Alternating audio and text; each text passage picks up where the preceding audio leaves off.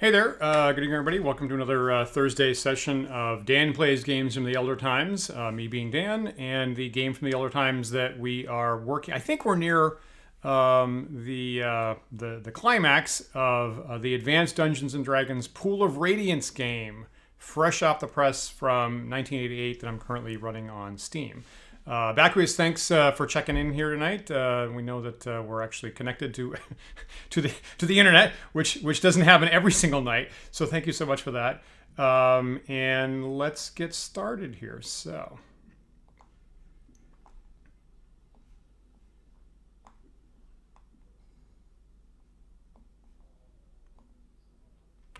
Cool. Hey, Kamikaze Mark, good to see you tonight. So this is an official Advanced Dungeons and Dragons game, and this is sufficiently long ago that D&D didn't have an edition tag yet. At this point, you had the 1974 boxed set that nowadays we call original D&D, and then you have what was being called Advanced Dungeons and Dragons, which is what we nowadays call First Edition, which, as you notice, ironically wasn't actually the first edition. So that's how those things go. As a computer scientist, I actually don't mind that the initial edition of Dungeons and Dragons was edition number 0. Actually, kind of works for me, but confusing for non-computing people, I guess. Okay, so I gotta take the Elven Rune on my copy protection, and it's got a little button on top of a chair with 2 legs, sort of, and follow the dotted line. So as usual, I got my copyright wheel here that comes with the game. I think this is a Freet. All right, and I'm in. Let me load my A game here. So, where we left off last time was in the Buccaneers compound, where we just had an enormous fight. I released animals from the animal pen here, and they all ran around, confused the guards. So that let me rescue the child from the House of Bavant, which was one of my primary missions for a while. So we've retrieved that kid, fortunately. Got an enormous fight, and as usual, got jumped by a veritable army of Buccaneers led by like a 10th level lord with 110 hit points and -6 AC or some crazy stuff like that. So had a pretty good fight. I think we had everyone up at the end, and after I beat him, thanks to some deadly magic spells, basically. So at this point, we have the compound under our control, and I guess the first thing I'm going to do tonight is rest up. I have an enormous amount of magic gear. I believe that the captain has like a +4 longsword. I want to make sure I don't accidentally drop that. Give that to somebody. And my goal for tonight is, as I kind of come down to the last couple of missions, is I'm going to go back to town and try to take Stojanow Gate, which is the front area before the final castle, to my understanding. So I've been kind of slightly worried about that. That seems like kind of a big task. Maybe I won't complete that tonight, but I'm going to try to make a dent on Stojanow Gate. Which is where I'm being sent to take next from the horrible, evil monsters that have taken that. So let me see here. So let me just for the moment, since we know I'm in a safe space here, let me encamp. Get my spells back. All right, second level. What was I casting at second level? Probably hold person a whole lot, right? For Griffith, my frontline cleric fighter. So there's that. Cadell, if anything, probably cast sleep on some of those guards that I was fighting last time. Okay, Rollins my thief, so he doesn't have anything. All right, so, I am, surprised and gratified that the sleep spell maintains utility all the way through this game. Which makes sense in original D&D. A lot of the world is reasonably filled with normal people. So even to this late date, I've been fighting fighters in a castle or an army of buccaneers in this encampment, which is a good verisimilitude, I guess. Right? The world doesn't change just because I'm getting more powerful. What did probably stinking cloud here, right? But I going into this game, I kind of assumed that at some point I'd have to graduate past ever using sleep again. And that has not been the case, so I'm still carrying sleep now. I don't know if Stojanow Gate, and again, no spoilers. I don't know if Stojanow Gate might not have any first hit die, one hit die people at that point, but we'll see. Let's see here. Hey, Elfine, good to see you tonight. Adventure party time. As usual, this is my basically end of my week attempt at chilling out part of my week. So hopefully you're kind of in the same state of mind, I'm hoping.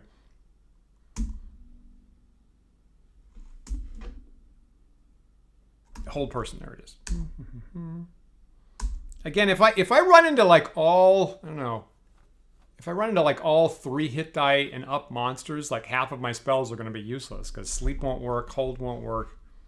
But I gotta go with what brung me to the dance, so to speak. And prayer.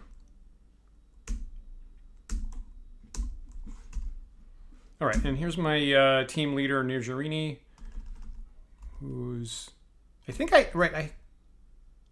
I used Charm Person off a scroll to charm the captain of the Buccaneer encampment, I think.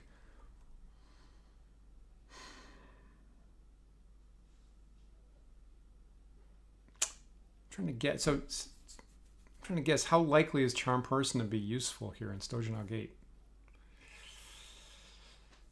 So sleep can hit things up to 4 hit dice. Charm Person's got to be a humanoid specifically. I'm going to take 1 Charm Person and the rest I'll stack up on sleeps. Just to give me a little bit of variety. At 3rd level, I don't need variety. I need fireballs. So that is what's happening there. All right, so we will rest, and obviously I get the spells back in about 8 hours there. But the hit points, just looking at my database here. So I need at least 8 days. Whatever 26 minus 9 is. So 17. I guess I get a rest for 17 days here.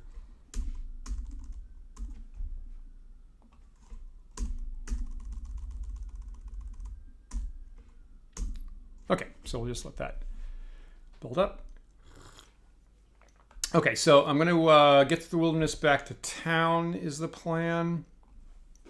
Return the child. I assume get a reward for that. Check out my XP status.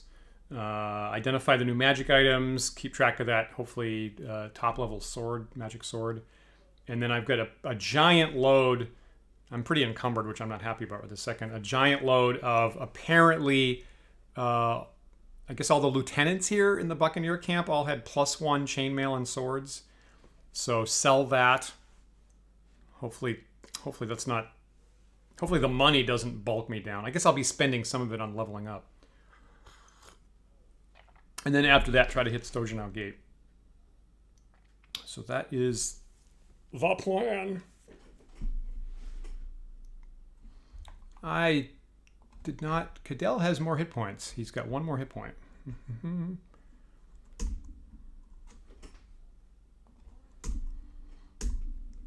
I wasn't looking at the right person who was down most. Okay, so there is my team healed up and memorized spells. So this, save it as the A game. Keep playing. Okay. So let's take off here. I assume there's nothing interesting in the encampment anymore. I guess I'll just search a bit. That's probably everything. Okay, so I'm taking off.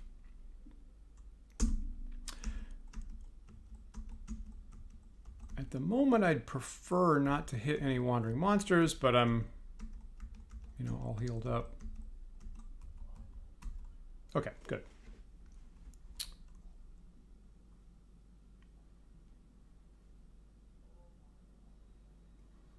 Okay, so taking the boat back to the to the city council chambers and so forth.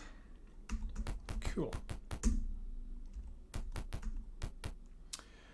So I should go check out the city council, probably get my reward first, know what my XP situation is.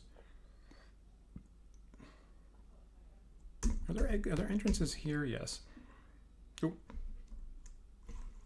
Okay, let me get to when the daytime is.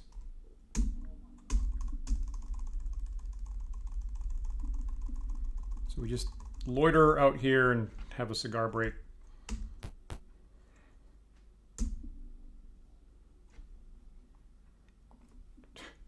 Or in the early hours of the dawn.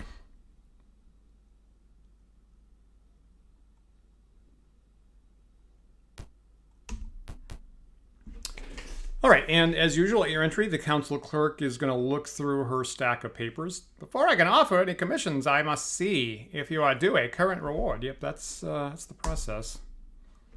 The clerk speaks. Bavant was delighted with the child's rescue. They left some trinkets for you. Here is your reward. Oh, excellent. And I hope I can carry them. Ooh, that's good. Each character receives over 3,200 experience points. That's dope. Yeah, I guess I should have dropped some stuff before I came here, shouldn't I? All right, money. See, that's great.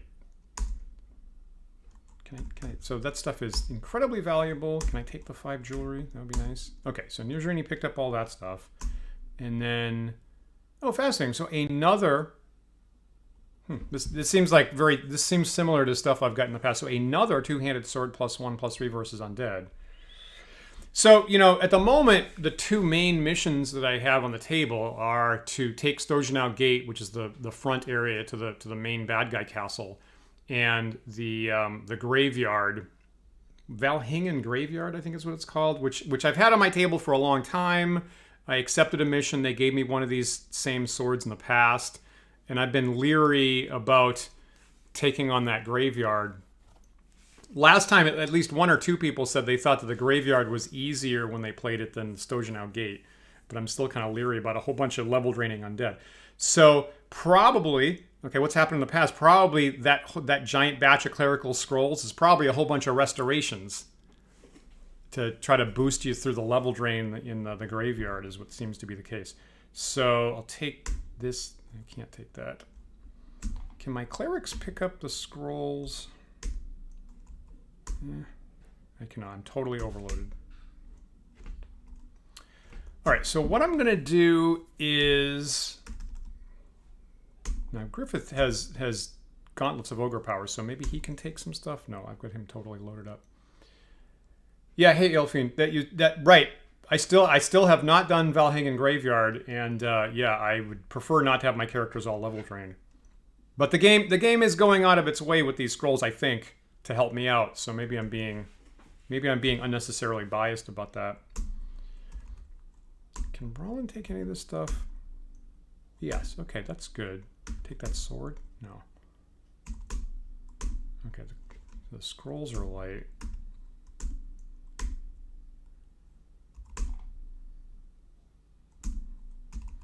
Yeah, I guess the smarter thing would have been to dump stuff before getting this reward. So let me see. I'm gonna, you know, the jewelry that I just picked up is probably way more valuable, probably more valuable than all this magic chainmail stuff that they gave me. So I'm going to drop one of these swords so I can pick up that two-handed sword. Even though this is magical, it hurts me to drop magic weapons, but there's like too many of them at this point. So I'll drop this. I hope that wasn't the +4 sword. I just freaking said that to make sure and to keep track of the +4 sword.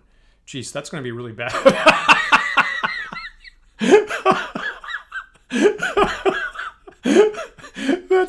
Oh no. But I think the +4 sword I picked up early, so I don't think it's going to be at the end of anybody's list. I think. All right. So, okay, maybe a little bit more careful about that and find whoever's carrying the giant amount of chainmail. Oh man, if I do that again. Oh, did I not take a giant amount of chainmail? Yeah, I might have. Yeah, that's. I might actually have to.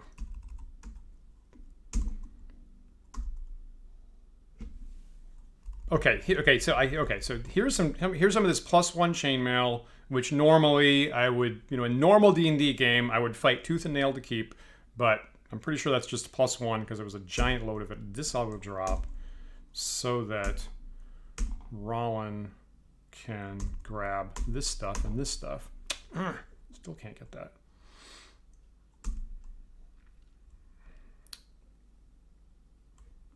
All right, I'm not gonna fool around too long. Drop this. Take that. Okay, so very nice reward there. Hoping I don't have to reload. So the clerk shuffles through her papers. On the matter of commission, she says, I can offer the following. That's probably... Okay, is this new? Lord Urslingen wishes urgently to speak with you. Go through the south door of the Trader Cadorna's old quarters.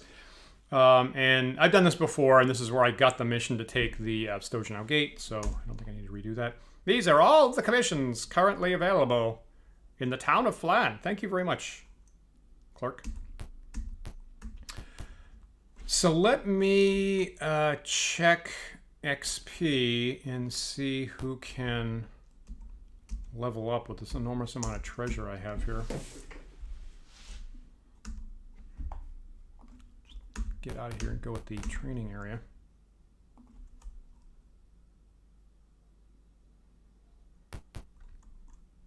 Admittedly, in this series of games, I have been intentionally making it hard on myself. We do not play these games because they're easy. We play them because they are hard. And so I've accidentally dropped nice magic items in the past, and I actually have just kept playing, just for consistency's sake. So hopefully, I'm pretty sure the nice sword I picked up first, so it wouldn't be at the bottom of Harton's list.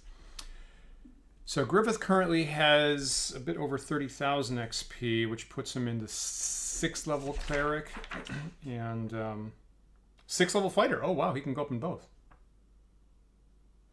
Is that right? No, that's not right. No, just 6th level cleric. Okay.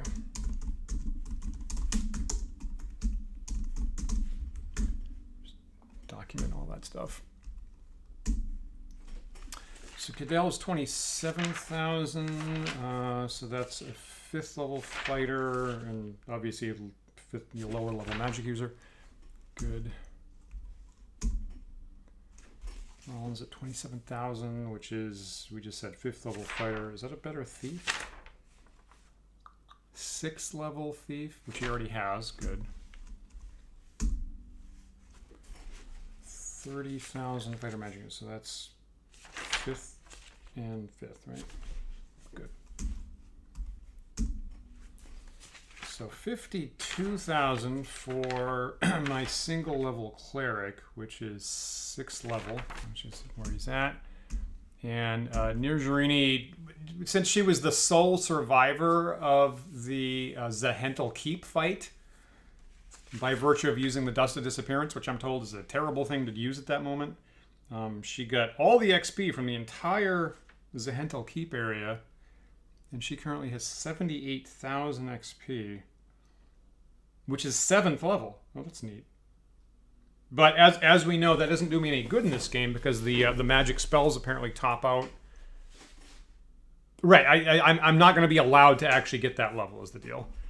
So since they only implemented spells up through 6th level magic users, that XP is unfortunately not going to be useful to me in this game. So... let's go level up Griffith.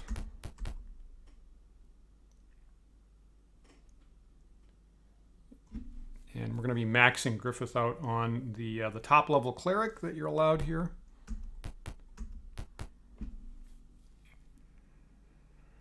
Magic users go east and clerics go west. We train only clerics here. Do you want to train? Yes, I do. Griffith. So train him. I guess I don't have enough money. Who's got the money? Okay, so in order to get the money, I probably have to see. This is where I have to fiddle with equipment for a little bit. Can I give Can I give Rollin? Trade this to Rollin? And I don't have any gems or anything. Can I give him? How do I figure this out? Can I give him gems and pay that way?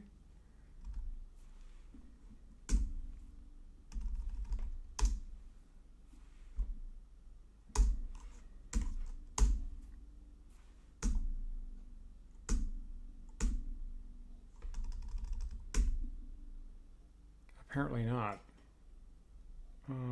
What can I do here? I guess... Okay, I guess I should just leave and then...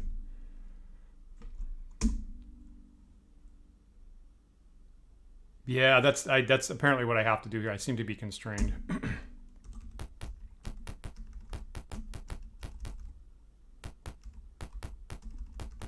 All right, so going to go down to the merchant.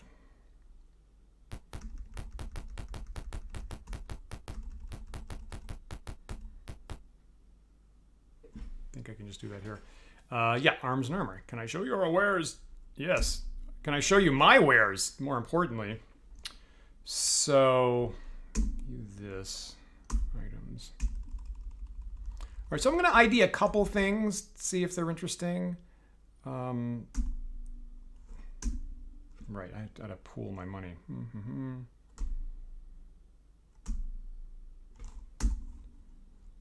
Pool the money.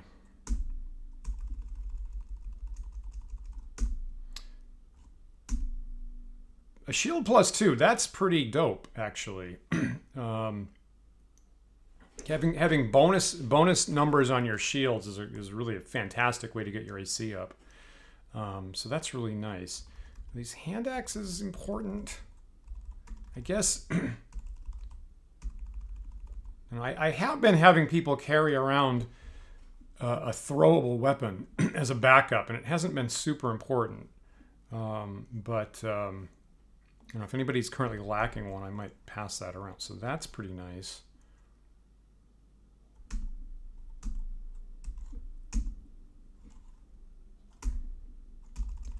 All right, I gotta find, so the question is this light crossbow might be magic, maybe? I don't know. Okay, so apparently not. Coral's probably not. So I gotta find where the +4 sword is. That's not it. Okay, these are probably all +4 swords. So somebody who picked up the first sword, probably near Jarini, probably. Like this might be the good one. There it is. Okay, so there's the longsword +4. This would be the Buccaneer Captain's plate mail, so that might be nice. Not enough money.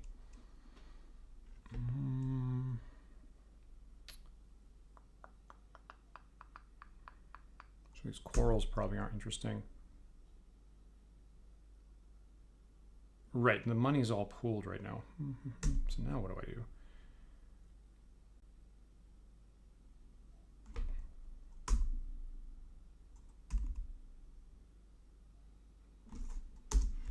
Do I take one of these and sell it? Is that what I do? Well, there you go. Right, sell the +1 sword. Good point.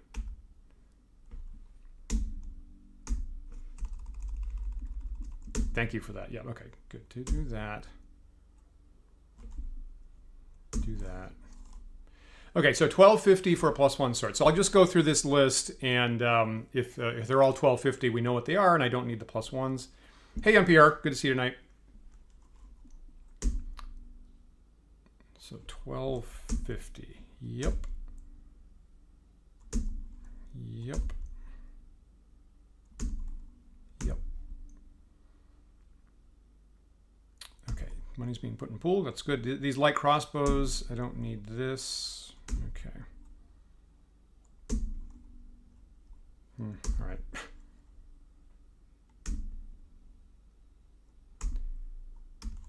Okay, 1250. Actually, okay, so I actually kind of like all that stuff.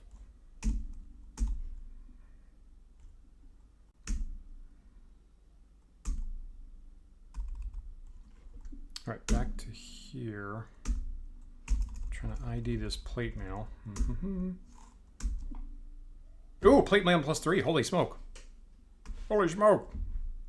No wonder that guy had -6 AC. That's a lot of bonuses. Holy mackerel. Okay, that's pretty good. That's nifty. So, okay, so I'm good with Rollin.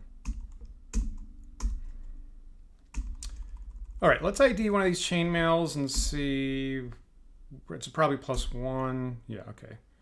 And if I sell it, I get 1750 for +1 chainmail. 1750. Just gonna see if they're all that. Yep, do that. Same. And everybody on my team has at least armor that nice. So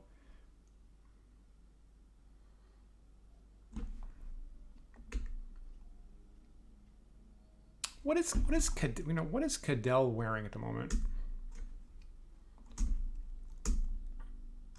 Cadell's got the least interesting, the least impressive armor class at 3, so he's wearing they are wearing braces of armor AC 4 to keep the movement up, and then a two-handed sword. And if I put on chainmail, that would just be AC 4 but more encumbering. So I'm totally not interested in chainmail +1.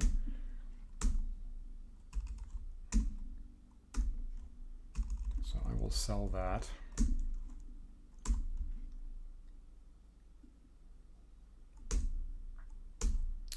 And Harden. Okay, 1250 for a sub +1, I think. Yep.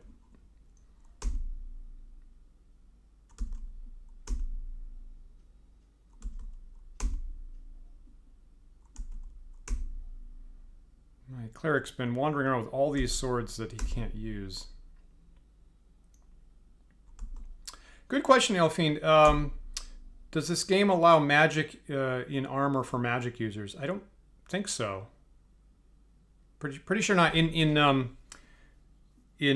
first edition AD&D, that was just totally prohibited for single-classed magic users.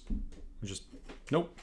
If you're multi-classed fighter magic user, then you could just do whatever a fighter could, but not like near Jareen or anything like that. So, the elven ones. So yeah, if I'm multi-class, if I'm an elven multi-class, then I can just do whatever a fighter can. My half elves were in armor most of the game, I think, but since I've gotten bracers of armor recently, I've put them with that to keep their movement way up.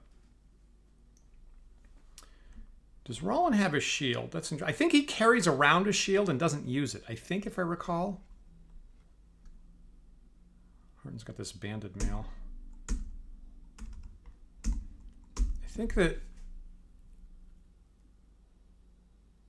Oh, you're right. Okay, so you're right. Good point. I have a normal shield that he's been carrying there. Good point. Yeah, NPR. That's that's what people have told me. Right? Is you keep an eye on the cost, and that is how you know as you're selling it how to identify it, kind of on the cheap that way, which is a good trick. Yep. So that's one I don't mind people telling me. The logistical stuff in the shop. I don't mind people telling me how to get around that. So that was a helpful piece of advice. And actually, I guess I'm almost missing these swords here. So sell these. For example, 1250, we know they're +1 long swords. So yes to that. Same. Same. All right, and these clerical scrolls I'll hand off to my clerics. Seems apropos.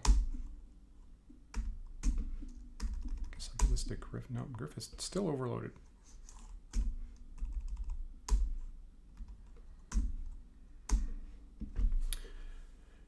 Okay. Just kind of checking what I got there. So yeah, I'm pretty sure Rollins the only person. Now Harden carries a shield as well.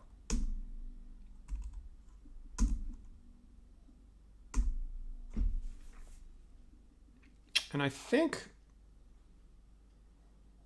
I'd rather have him bulked up. So I'm actually going to give this +1 shield over to Rollin. Again, he's a fighter thief, so sometimes when I want to do thiefly things, he can't carry a shield when he does that.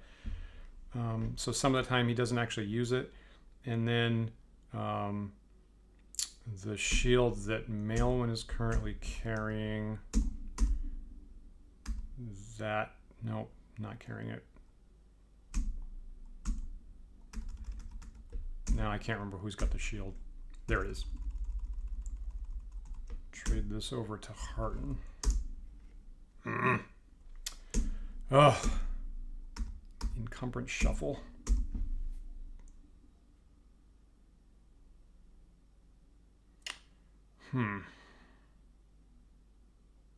What do you think? Okay, so Harden's currently, well, he's got too much platinum. Is really a problem.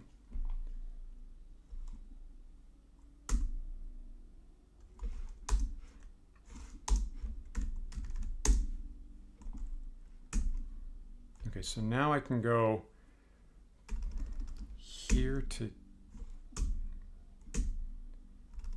Okay, Griffith has the shield that I'm attempting to give to Harden. Okay. And then I got to remember to actually use it, because I make that mistake a lot. And Rollins got this thing. Right. Don't take that. Sell this. That's a normal shield. Actually use this. Okay. So at this point, I'm updating my my party sheet here.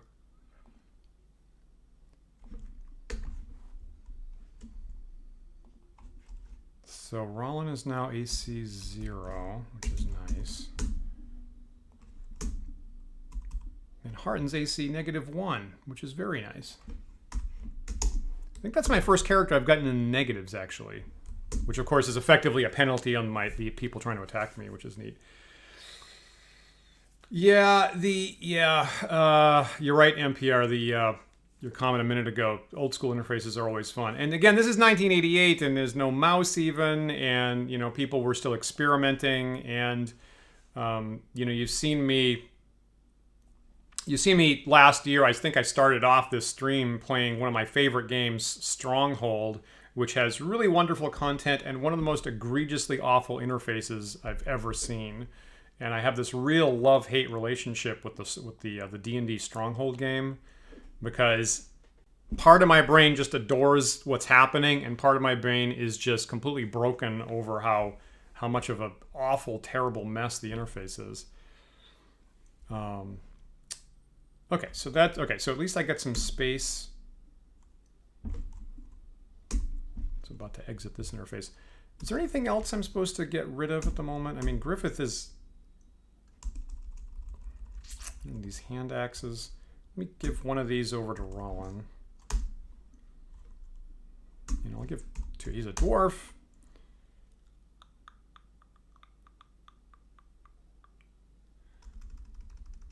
So now the question is, who takes the longsword? Who takes the +4 longsword?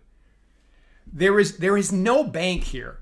I so wish there was a bank. The closest thing you have is that there's a store that sells silver items, that sells bejeweled silver items. And unfortunately, you're basically just taking a 50% hit every time you buy one and sell it. So that's the best you can do to sock away money. You still have to carry it. So I would love if this game had a bank, because I'm totally doing this problem with the gear and the money all the time like this. Okay, I really got to make use of the +4 sword. So who gets that plate mail and who gets that sword? Who is... Okay, so Griffith's currently in plate mail +2. So, okay, so what I got to do is I got to give the plate mail +2 to Harton. I'm pretty sure. Everybody else is in...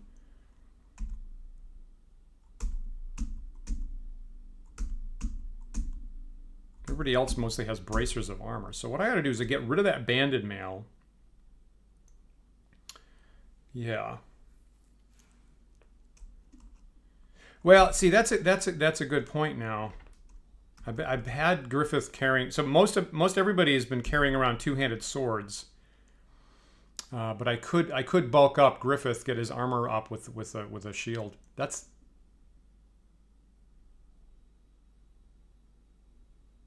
Yeah, I really think that's what I want to do, but then I don't know what to do with this two-handed sword actually. Maybe just keep that for backup. Okay. Just gonna see what I have for space there. Okay. Yeah. So trade this to Griffith if he can carry it. Great. Trade this to Griffith. Okay. Yeah. Yeah, right. Yeah, I want my front guy to be as armored up as possible. Okay, so put that down, get him out of this, trade this over to Harton and get him much better. Oh, hey, Ampere. You had an OED related question, can't remember it. And of course, if anybody's watching and doesn't know, OED stands for Original Edition Delta, me being Delta again. And my house rules for original D&D that we had a great show Sunday with Matt Finch, the writer of Swords and Wizardry, and the Tome of Adventure Design, and so we were wrapping a bunch of original D&D type rules, which were very interesting. So if that question comes up to you, feel free to pitch it in the chat here. Okay, I have a lot of two-handed swords. You know, I came up with that title, right? I came up with that title, and I knew that Original Edition Delta clashed with Oxford English Dictionary. I didn't mind it actually. I kind of didn't mind this, literate part of your brain lighting up a little bit for that. So it's both, right? As usual, the answer is it's both. Just gonna see what I have. So I'm carrying around two-handed swords.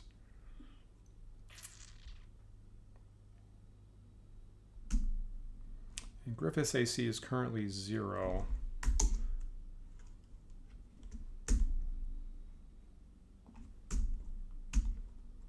Okay, so I think I'm good here. I think I'm comfortable with that.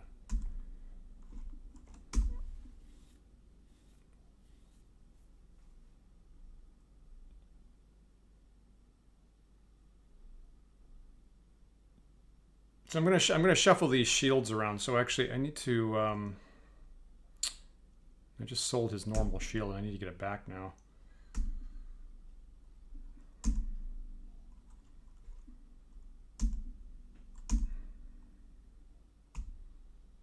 I haven't bought a mundane item in a while. Oh, for Pete's sake.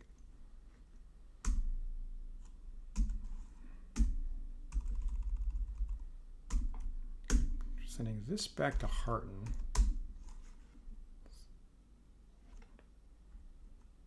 I'm always surprised that Roland gets overloaded so fast. So I can buy this. What? Okay, so the magic armor is half weight, which is why I'm apparently not getting space here.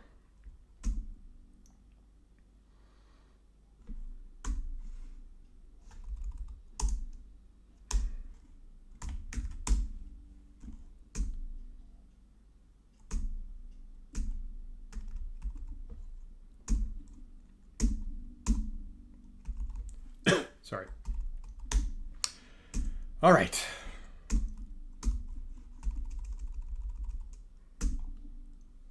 Okay, he's got a weapon, he's got armor.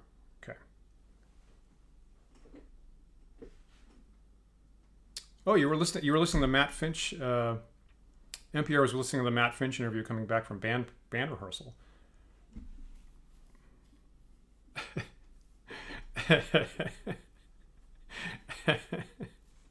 Yeah, I hear you picking on the +1 spirit elephant again. That's my desperate, my emergent break this in case of emergency throwing weapon, just in case I needed to get some ranged damage for no other with a magic weapon in case something's hit only by magic. So that's why I'm carrying that around, and otherwise, and I totally agree, it's probably not going to come into play. Okay, so Malwyn seems good to me. Got armor, got the two-handed sword. Okay, so here's Harton, who I'm giving this over to Griffith. I'm using this again. I'm using plate mail instead of this. I'm going to sell the banded mail plate, the magic banded mail. Yep. He's been wearing that for a while. Sometimes I get, I get a soft spot for equipment after a while. It sort of becomes iconic for particular people. Maybe I shouldn't. Okay, so now Harton's -2.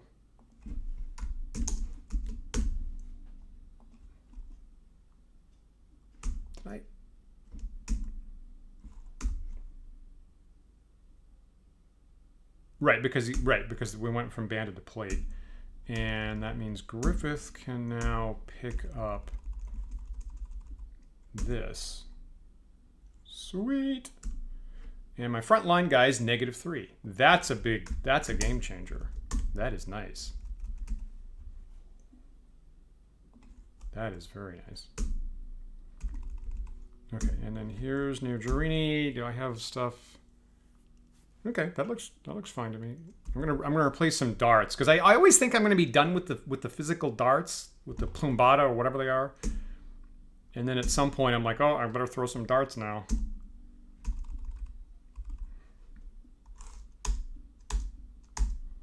Usually take like a 20-ish. All right. Game tells me that's all I can take. All right, good enough. Good enough. So let's see. Yeah, we can. I'm pretty sure the spears are throwable. I think I've tested it. I think I've done that in the past. I think.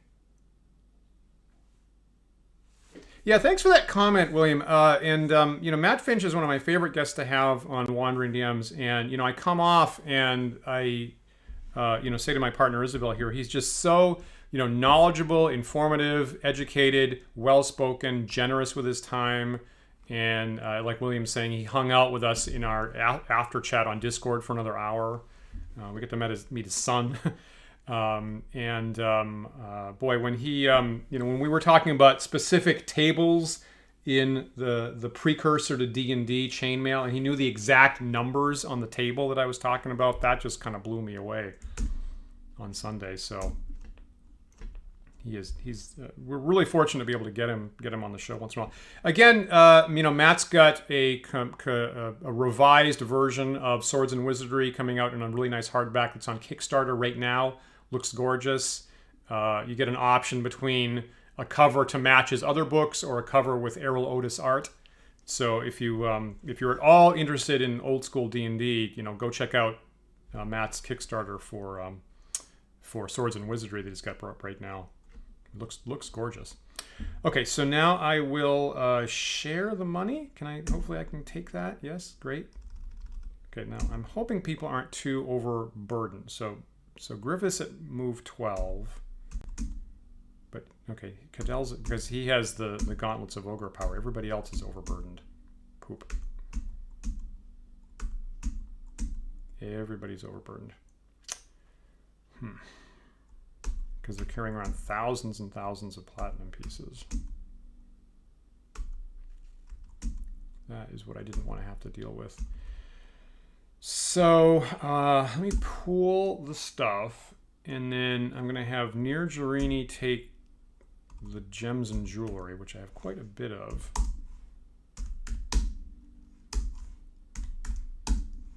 Okay, just, I don't care about the gold. And then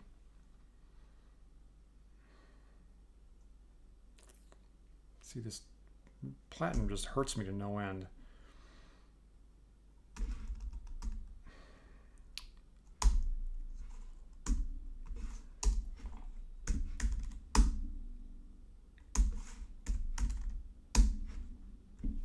All right, and I'll just share the rest of it as well too. Okay, let me save this game since I've managed to avoid any egregious errors with the in the shop interface, I think.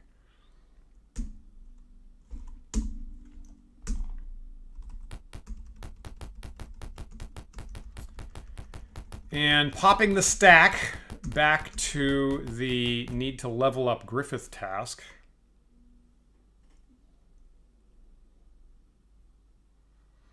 If you watched the last episode, I spent some time at the start of the episode because Griffith was like 50 XP away from leveling up, and I was trying to duel my way up to that XP point, and I guess I had to win twice, however the numbers were working out, and I won the first time really easily, and then I was banging my head against the dueling like 4 times in sequence and gave up.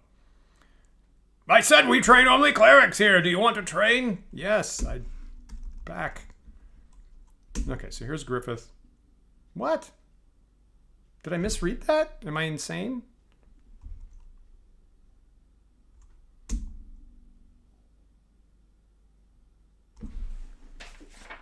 Griffith's clearly, he's got 30,000 XP.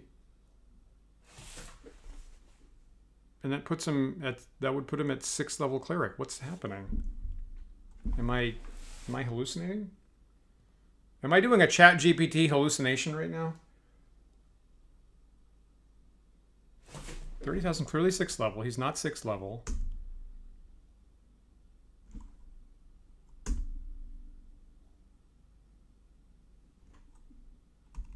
What's my damage?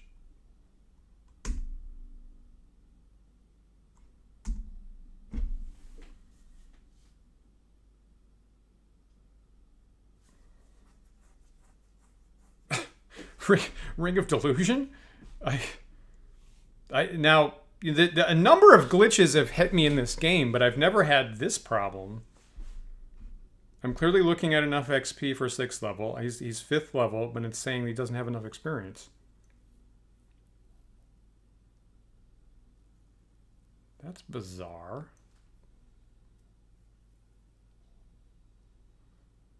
Yeah, level cap is 6, but I mean, you can get to 6th level. For example, Nirjarini is currently 6th level as a magic user. Right? So there's Nirjarini at 6, so you can achieve 6. I know you can't get 7th. There's Harton, who's a 6th level cleric.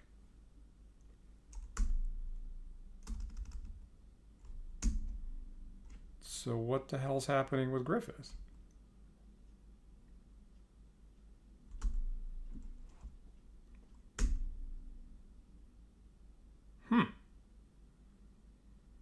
Yeah, good point. Maybe being single classed for those two makes a difference. Weird.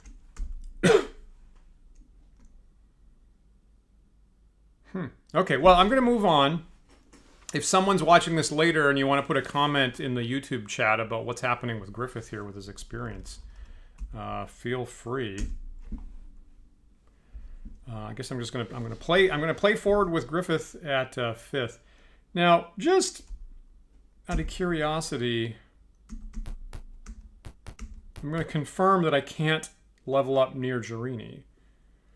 We train only magic users here. Do you want to train? I would like, if I could, I'd love to train Nirjarini up to 7th, but yeah, you get that same. Okay, so that is the error you get. That's the error message you get when you're butting your head up against the level cap, and yeah, Near Journey does have. Okay, yep. Maybe the multi-class that Griffith has is the problem. Wacky.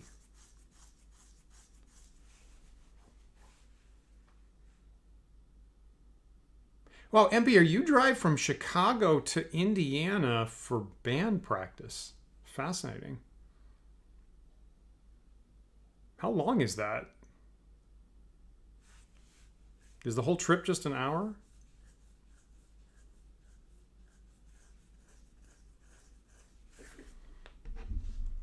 While I'm thinking about that, the only time I've been in Chicago was on a tour with my band years ago, actually. So I have rather strong I have strong memories making drives around the Chicago area for music events, which was one of the more intense music events I've ever performed at. Was in this kind of rural area outside west of Chicago. That was quite the night, I'll tell you. And William, I totally feel that about setting up the multi-classing in the OED sheet. That is when I'm writing a program for handling D&D stuff. The pain point is always multi-classing. The pain point is just inevitably the multi-classing is the thing that really sucks.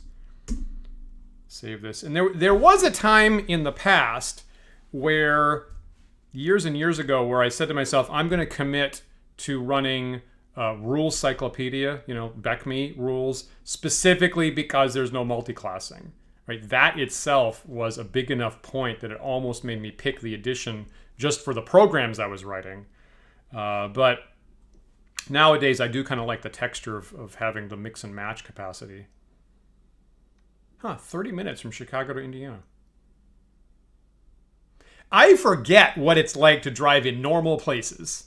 Like, I'm in Brooklyn here, and you can't do anything in less than an hour. So I'm starting to have, and I grew up in rural Maine, and I'm starting to have a hazy memory about what it's like to drive in normal places where you can, go 60 miles in an hour. Okay, so I think I got my team. I guess my team looks like what I'm going to have my team here. So let's take a crack at Stojanow Gate, and thank you for bearing for the advice in outfitting my team tonight. My armor's so much better, but my movement sucks. See, I really hate that. Okay, well that's... Yeah, these people with 3 movement, that's totally unacceptable. 9 I can live with. This is really bad. This is really bad. Okay, that's okay. So Rollin at 3 and Harton at 3. That's unacceptable. So I wasn't going to say that out loud. Yeah, more than 10 years ago, I had a fairly serious punk garage band for a couple of years out of New York here. All originals is all we've ever done. Really, released a couple indie albums. Band's name was called Victor Bravo. It's hard to find online as those things go nowadays, and I think some more recent band has reused the name. So it's kind of hard to point people to any evidence that we ever existed at this point. But it was really important to me for a while. And I played drums in that band for what it's worth. So what do I do about the movement here? See, I thought I was gonna use Elsless Platinum to train up Griffith, but now that seems to be not an issue. So my instinct is to toss the platinum. Right? I have all this jewelry, which is like on the order of 1,000 to 5,000 each. So I feel like I'm carting around, on the order of about 200,000 gold if I need it. So what do you guys think about me just chucking the platinum to get my movement rates up?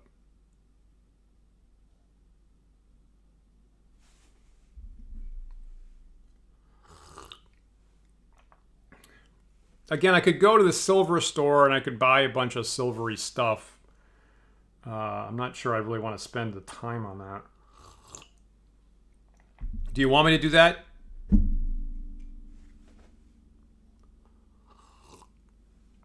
Looking at Kamikaze Mark's comment there.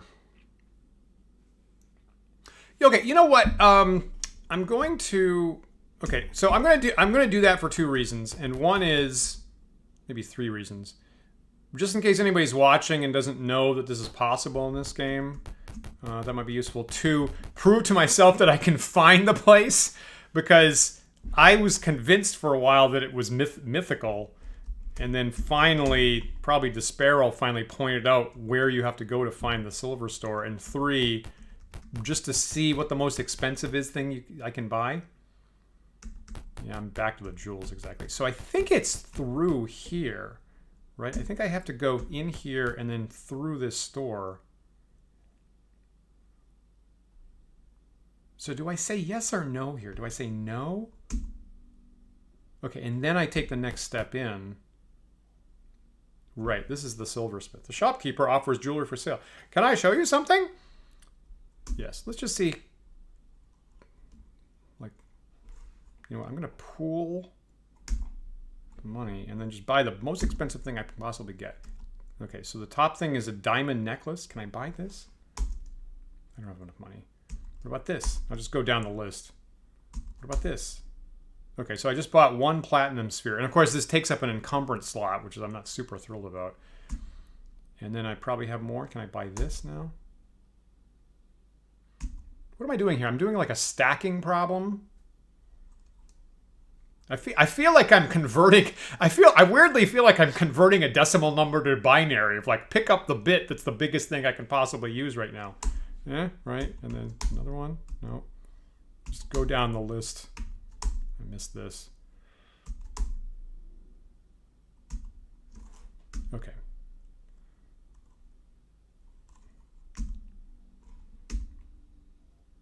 Okay, so there's some stuff. I'm probably going to regret carrying that. What can I trade this to Harton? I'm going to trade this to Rollin, who I hope doesn't take off with the money.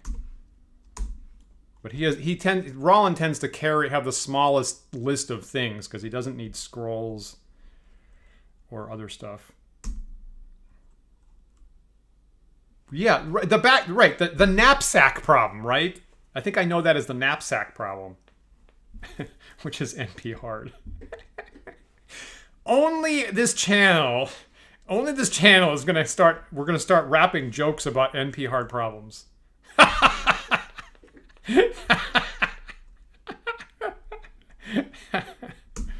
What do I have left here? Okay, so I'm gonna take the gems and the jewelry to near Jurini. I'm gonna dump the rest of this. That's fine. Great. So exit. I don't want that other stuff. Let me just make absolutely sure that I'm carrying. I got that. Great. Okay, you keep the change. So that's the silver store, and you know I guess I would have to come back to sell stuff at a 50% rebate.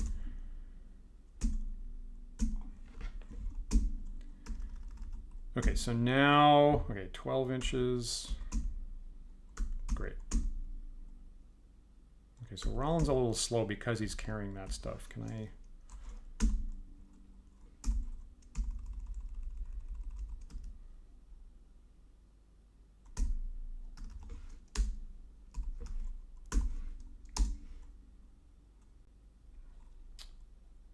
Trying to give this to people that aren't super overloaded.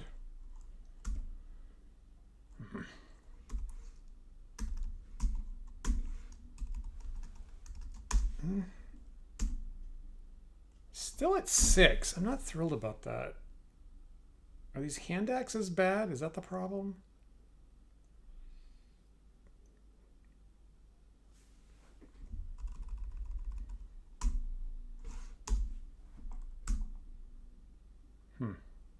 Well, okay, so I'm gonna live with that. Maybe someone has a better idea for that. Okay, so he's good. That's good. That's acceptable. That's good. Okay. Not super thrilled about rolling at 6. 12. Hardens at 9. Okay, good enough.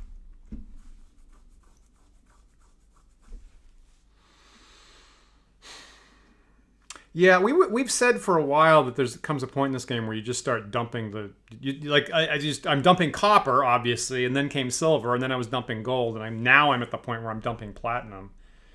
And I guess we knew this was going to happen all the time. Not the worst thing. So, Ampere, are you thinking about like hiring an NPC cleric healer? Is that what you're thinking of?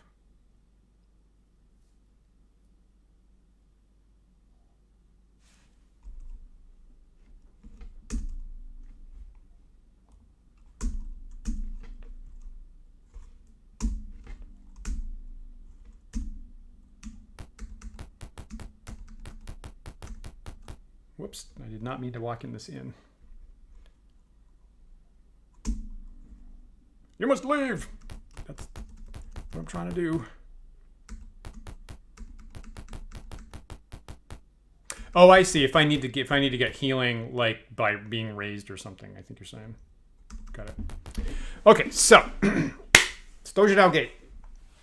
So I have to go through the bad part of town. So I got to go through 3 blocks here to get there. So the slums, Kudo's Well, Podal Plaza. I think they're all safe at this point. I think. You know, NPR, I thought for a moment you wrote the Church of Whatever. And now I kind of want that in a campaign of the Church of Whatever. It's like maybe for me, you know, that normally I don't have clerics in my game. So maybe like I'll make a campaign that's like, all right, if you really want clerics, whatever. Slums, Kudo's Wells, Podal Plaza, then I'm at Stojanow Gate. I think that's the only way to get there. So let me go pull up the maps that I've made of those areas. And I'm sure if you've played through this game enough, you've memorized how to get through this stuff.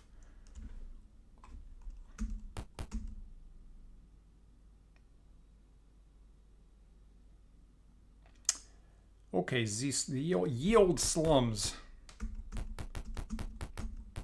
Make sure I don't have search on. I still have scar tissue back from the time that I was trying to get through here with search on and getting jumped by wandering monsters every 2 spaces. I guess I can go here.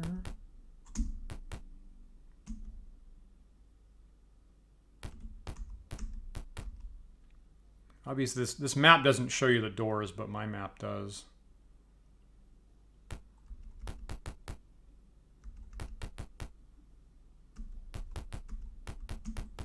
Okay, that was the slums. This is Kudo's Well.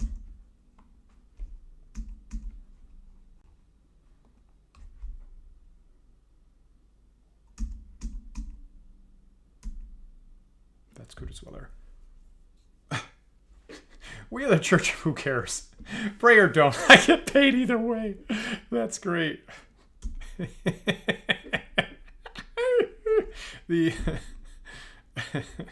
Our clerics are on salary. No overtime.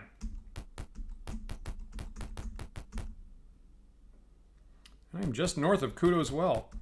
So there's a whole underground area that actually is safe, we know. Having murdered everybody that lived there previously.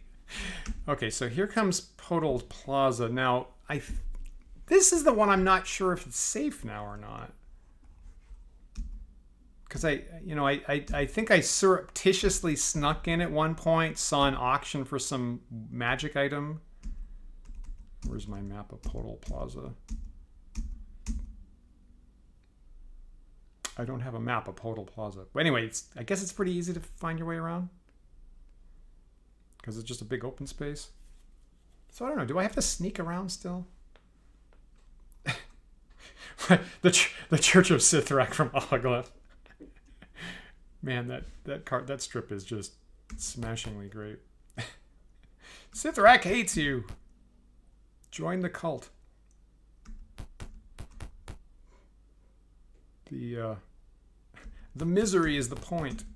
This is probably an exit. I should be looking. Yeah, okay. So, all right. So here I am going into the Stojanow Gate area for the first time, I guess. And buckle up, guys. I don't know what's in here. Okay. So kind of looking at the Adventurer's Journal has a very sketchy overhead view of the whole city. So there's a front, open area. Then there's the actual gate and some stuff behind it. So if it was me, I would want to scout out these outbuildings first and know what's around here.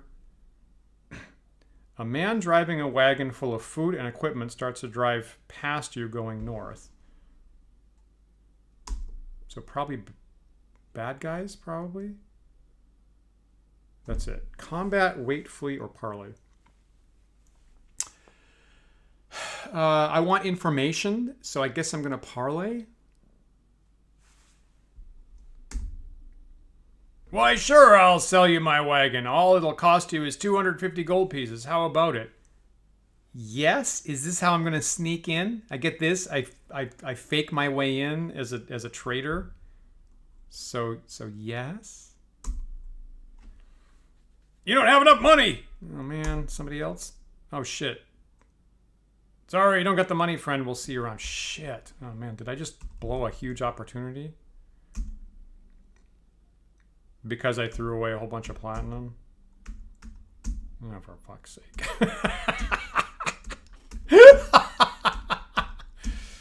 Ah, crappity crap. Fuck. You have a thing, and it's a burden, and it takes up space, and then you're like, I got to get rid of this because I never use this, and by God, mere minutes later, you needed that thing. God damn it. Anyway, okay, so back to this. So scout out the outbuildings and see what's around here. Can I pick it? I'm going to pick it with...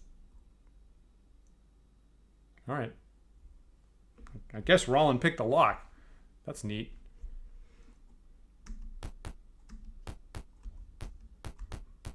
I'm gonna search around here.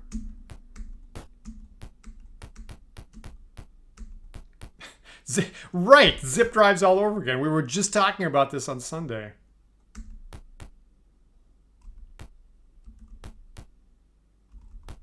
Am I outside now? Yes, I'm outside.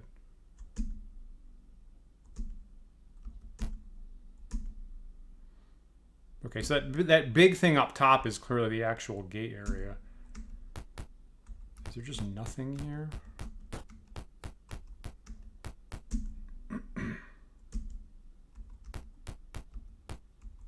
Where does that go? So that goes back down to Podol Plaza. Some kind of long alley. Right, okay, so that's the river.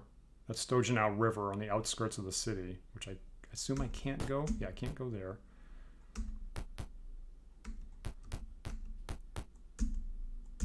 Okay, looks like there's just absolutely nothing in these outbuildings.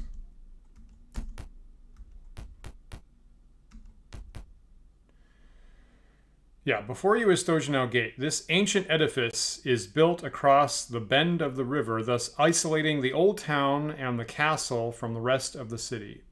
Okay, so I'm facing north, and I'm facing into the old town and the castle that I've never been to. The main wall rises 30 feet, while the two watchtowers rise to 50 feet. Lounging around the entrance are a group of bugbears, which is, of course, the 3 hit dice creature that I don't think I can charm person that I was worried about. All right, I'm going to scout around these outbuildings a little bit more before I get in there.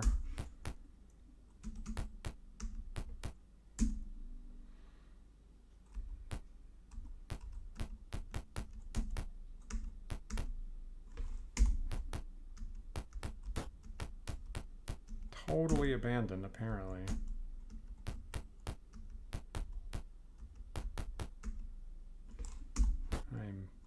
I didn't pick that one. Well, it seems like everything's empty, so bash it down. Griffith, bash it down.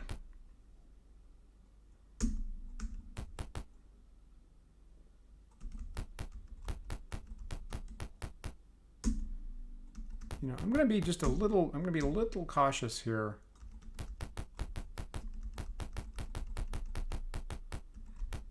Coming back through Portal Plaza. Oh.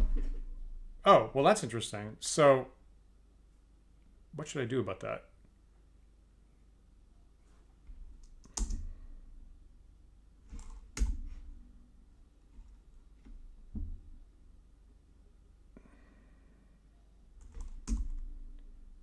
Okay. All right. Okay. Okay. That's good. All right. So I'm going to interpret this as a regular trade route.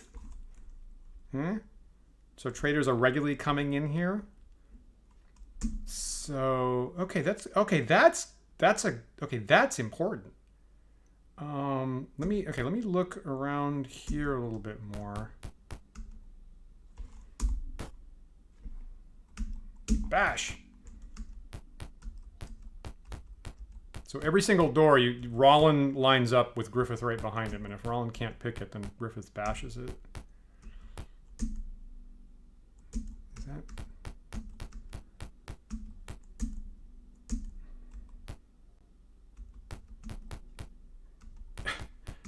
Find ye old ATM. Pick it? Nope. Bash it. I think I've been in play groups whereby like the people that were in charge of every door like had index cards and would just wave the index cards of like, I searched the door, I picked the door, I bashed the door.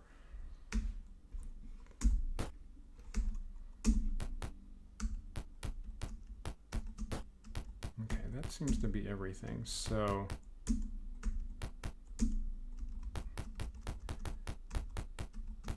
is this the way out? No, I have to go over there. Okay, so I'm going to be, it didn't take me too long to get to town, so literally nobody has any actual cash on them.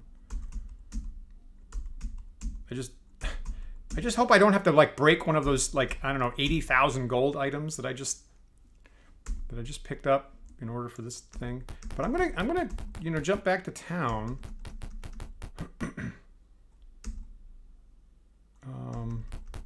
And pick up some cash and then make use of that, what seems to be a clever way into Stojanow Gate.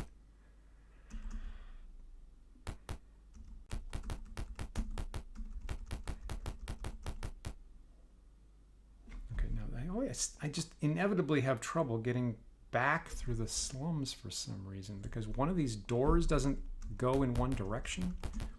Like this door here. No, I guess that's fine. I feel like there's a one-way door that makes it hard to get out. No, I guess my memory's faulty.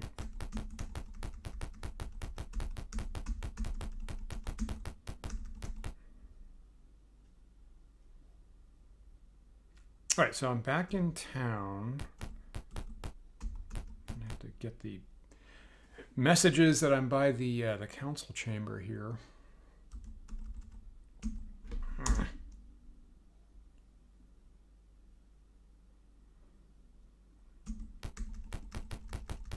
Every time you come back to town, you gotta re-encounter that.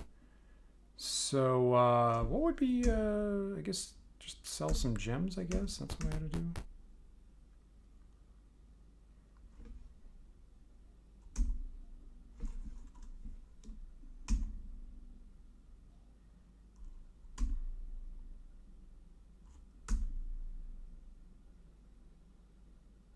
All right, how do I sell gems? do I?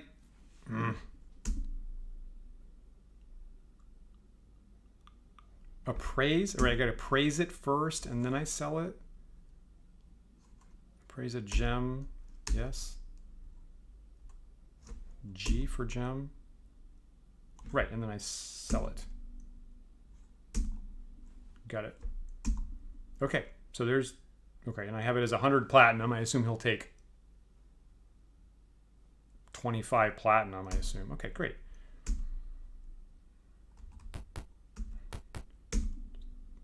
Save the game. All right, there's the value of a good map.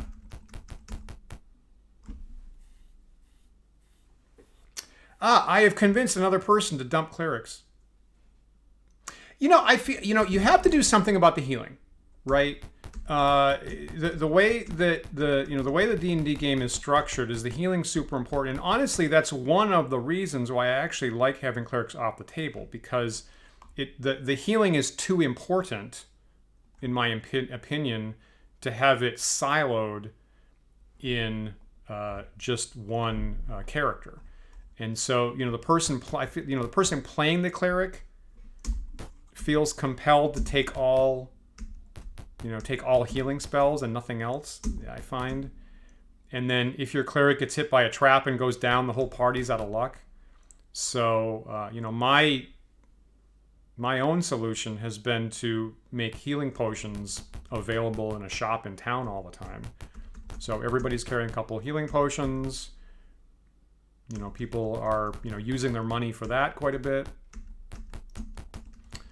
And, I partly got that idea. I feel like I'm comfortable with that because of Joel Rosenberg's Guardians of the Flame fantasy series, where, kind of interestingly, you get into the fantasy world, and again, he also feels compelled to get rid of the cleric. So you have a cleric PC that gets removed pretty early on. You never have clerics again in the series, but you do have healing potions as like part of the economy. And so that's what I've been comfortable with my campaigns for some time.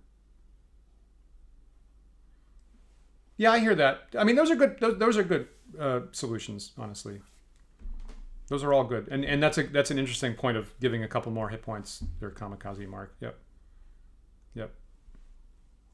Those are all fairly reasonable solutions. Okay, so these are monsters in Podal Plaza, so apparently it's not totally safe, I guess.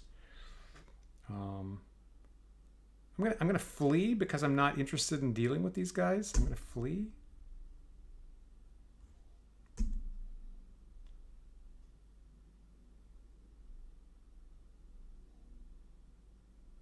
Where am I?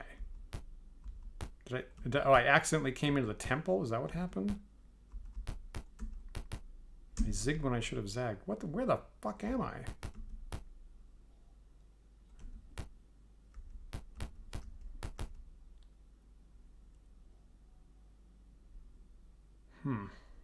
Okay, so I'm one. Okay, so I guess I'm getting in a fight in Podal Plaza. I was worried about that. Okay, so ogres I can probably deal with. The temple. I'm in the temple of whatever.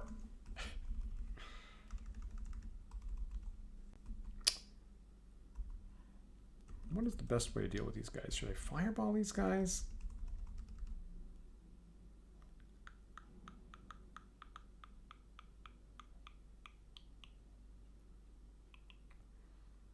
So sleep would get, I think, only one of them, maybe one or two of them, maybe just one of them. Now, I'm pretty sure I can't charm these guys here, right? In my head, like, the charming has to be a 1 or 2 hit die base creature. Yeah,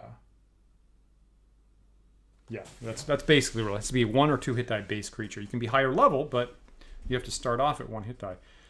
So I can't charm them, and I can't hold them. I'm not gonna fool around with this. I'm just gonna fireball them.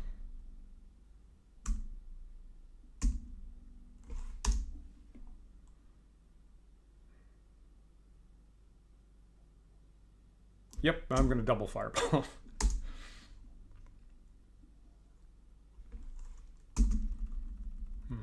I got through Podal Plaza so easily to begin with that I guess I was hoping that I wasn't going to have more fights here. This counts as the open, I assume. This count as the open or inside? Probably inside. This probably counts as inside, probably.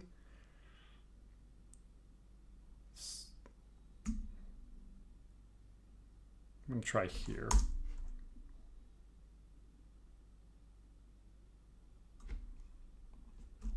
Was that too far away or something?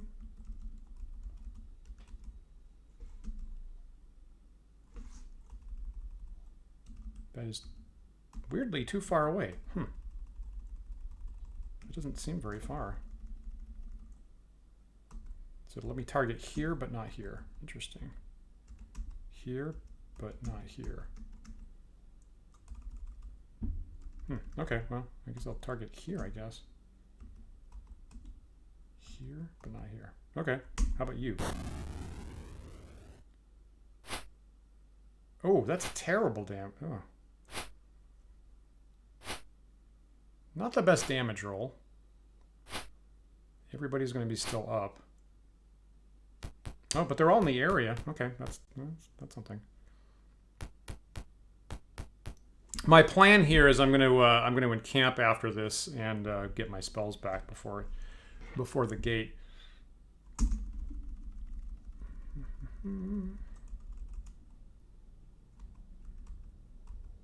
Same issue. I can target here, target here.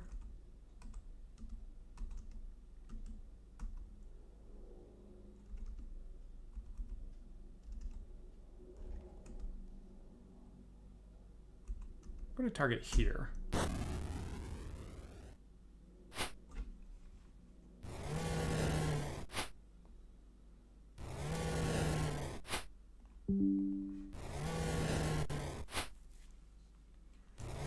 Two fireballs will mess your day up. That's really all I need. So I'm just gonna move Griffith into melee, I guess, more or less.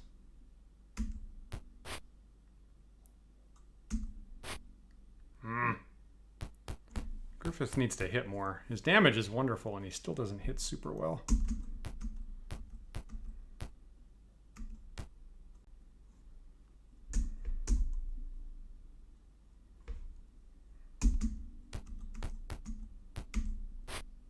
Oh, man.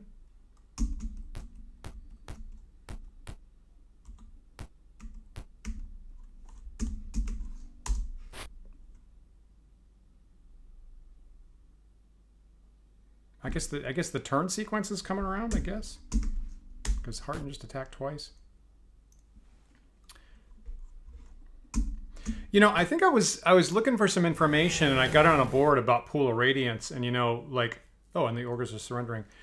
And, you know, on the interface issue, I saw somebody that thought that, what was it? Thought that you couldn't move your full movement and still attack, right? Because if you have movement to spare, I can just move into somebody and get the attack automatically. But if I'm at my limit, then the interface changes. I move, and then I have to hit aim and manual and target to get the attack at the end. And so I could sympathize with the person not having discovered how it changes at the end of your movement.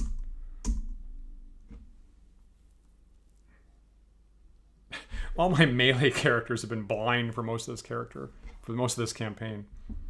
You know, one thing I say in my campaigns, no one has glasses. Glasses do not exist in my campaigns, so that might seem mean or harsh, but that's my gestalt for a D&D campaign. Is there anything interesting to take? Nope, screw it. Exit. Okay, so so pretty clearly I can't. Geez, I can't. I'm very confused that I had the area map up earlier, and now it's not letting me look at the above area map. So Maybe I need search off. Is that the problem? So I'm a little bit confused about why this is suddenly changing on me in this area.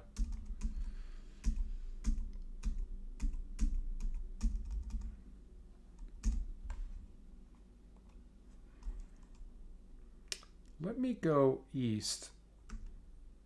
So I know that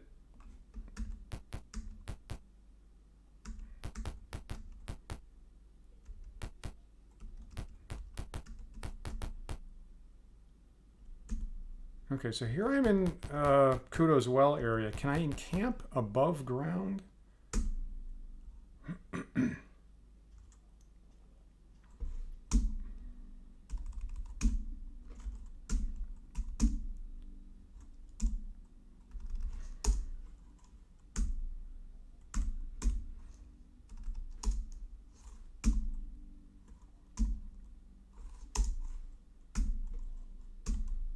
Getting some weird interface gremlins tonight.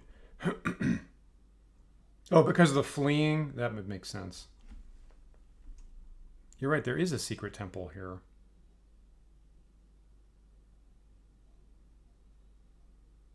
You're right, like the bottom, I think it's the bottom left of Kudo's Well. That's a good point. Anyway, so I'm gonna try to rest here. Maybe I've depleted all the monsters, possibly. All right, okay. So this is my fireballs. I think I'm back up to where I need to be. Okay, let's try that again. Okay, so hoping I don't run into monsters. I'm gonna be a little bit more careful. Okay. Let me just save the game if I didn't do that 2 seconds ago. All right, so the next space up is where I run into the trader. Yeah, a man driving a wagon full of food and equipment. Great. Yeah.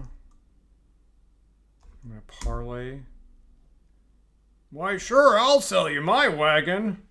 It's the only wagon around. All it costs you 250 gold pieces. How about a yes? Pleasure doing business with you. Here's your wagon. Okay. Oh, by the way, better beware of the guards. Ever since the giants moved into the castle area, bugbears have been stuck guarding the gate, and they hate it. Okay, that's useful. Not only that, oh geez, he's still going on. Not only that, but they're afraid of them Ettins. Makes them real jumpy. Wouldn't give them no back talk if I were you. Okay, I think we're good here, buddy.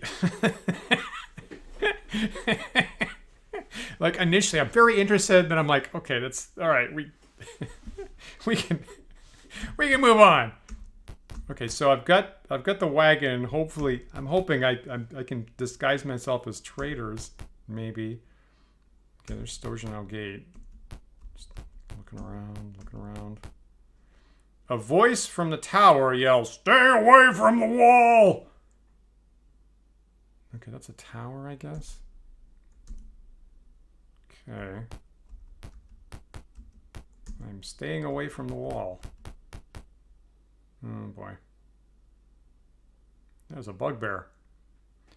A bugbear walks up to you. Okay, let's have the 15 gold. Do you pay him? Okay, my instinct is yes. My instinct is yes, try to avoid fighting as long as possible. Thank you for the advice, nameless NPC. I am begging you to shut the hell up.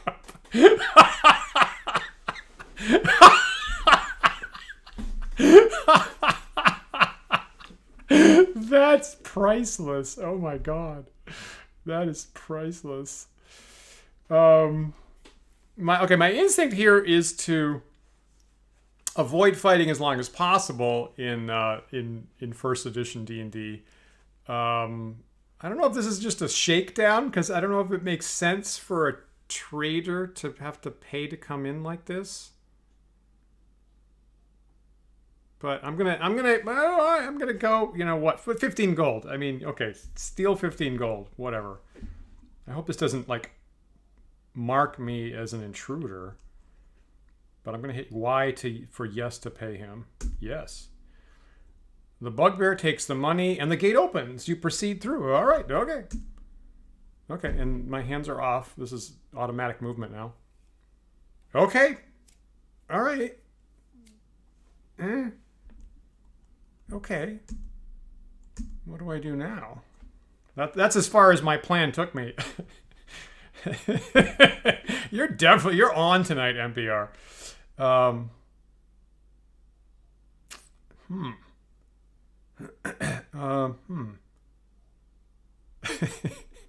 Okay, guys, that was that's as much of a plan as we had. Okay, so no spoilers. All right, I'm gonna investigate over to the left, I guess, first. Probably I'm guessing the tower is not interesting. I'm guessing there's just guards there. William, thanks for checking in. See you later.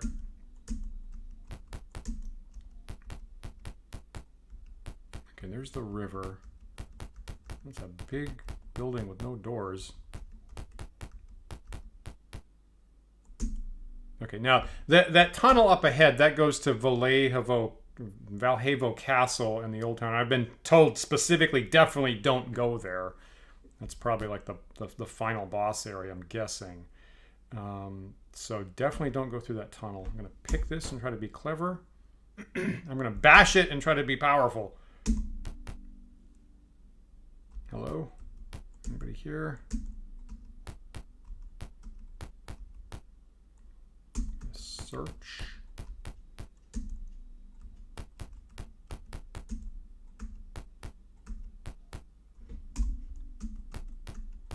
Okay, now don't tell me that this is also entirely abandoned.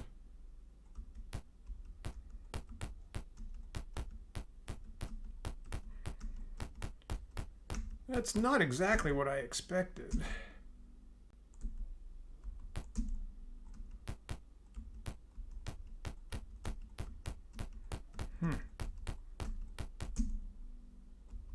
Okay, so this whole building seems abandoned. Don't go in there.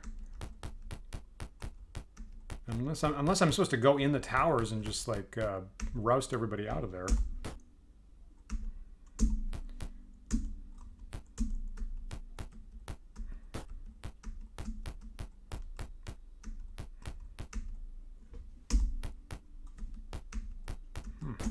Interesting.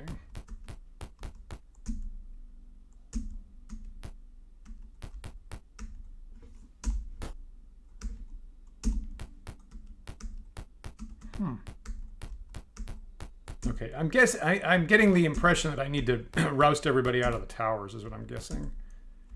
And there's no... Did I get in here? I got in here, right?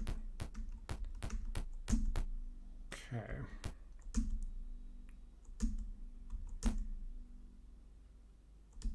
Facing south. Have I been in this, like, block? Yeah, okay.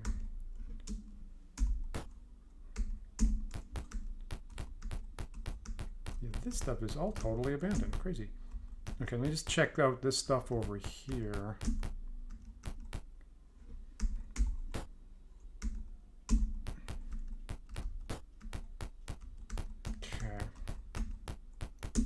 This is, you know, I respect this. This is very early D&D-ish of like, well, there's supposed to be an area here, but I don't have time to stock it.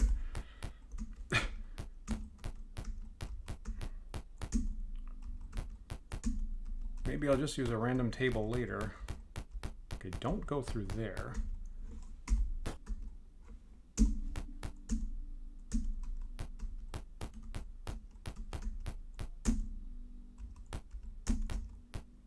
There's one more area here.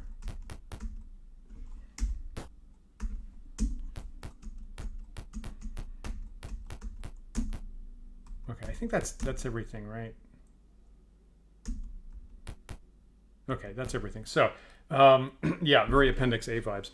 So, yeah, they shook down a traitor to admit him into a completely unpopulated domain. Yeah. Unless they go through to the old town Valjevo Castle, maybe, or, you know, I don't know. Maybe it's just... Okay, so I'm feeling that I need to go in and roust them out of the towers, I'm guessing. which is sort of makes sense. To take over the towers so you can get in later, I guess, is the plan. So let's turn off the search and let's do this thing. Okay, so going up into that tower. Do you want to go upstairs? I'm going to say yes. You enter a guard room. There are tables, chairs, and beds here. All but 2 of the beds are 14 feet long. So that's either giant-sized or Etten-sized. That's probably Etten-sized, right? That's not bugbear-sized. They're about 8 feet tall. So there's the Etten's got to be around here. Which, you know, and Ettens make for great guard post people. They're at the they're at the front gate of the Hall of the Fire Giant King, for example. There are 2 humans and 3 Ettens in the room. So Ettens are like about 11 hit dice or something like that. So I was hoping there'd just be 1. I was really hoping that the singular use of Etten indicated 1. Apparently this game thinks that the plural of Etten is Etten, which is confusing to me. You overhear the fighter tell the mage, "You better watch your talk. The last guy who gave the boss lip was thrown through the trap door to the Medusa." I'm going to write that down. That seems important.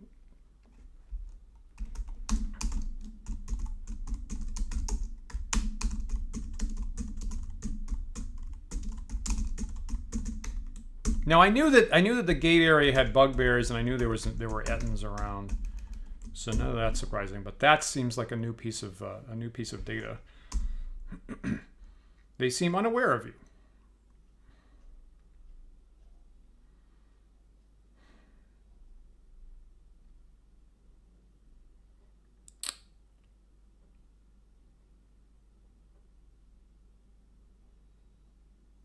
I think I want to take these guys out. Yeah, blow them up good. Yeah, so that indicates combat.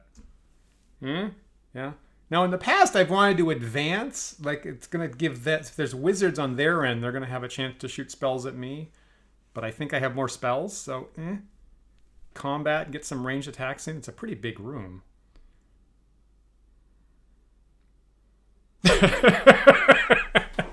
Please stop talking!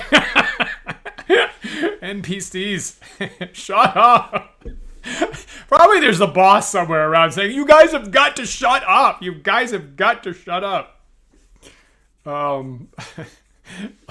Loose lips sink my trap door to the Medusa. Okay, I'm hitting combat.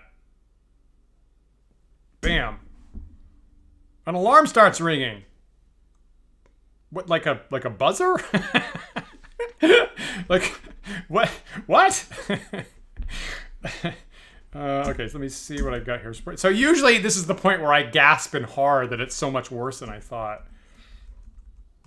Okay, well, it's not the worst thing, because there's 2 people and 3 Ettens, and the Ettens have 50 hit points. Top level magic user with 23 hit points. AIDS plural? What?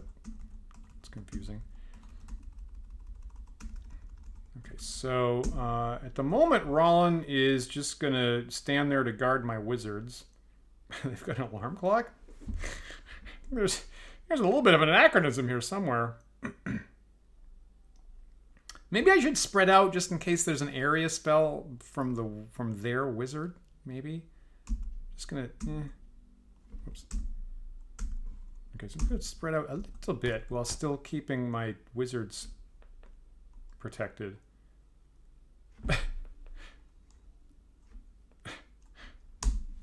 Done. Guard. I guess I should shoot their wizard, shouldn't I?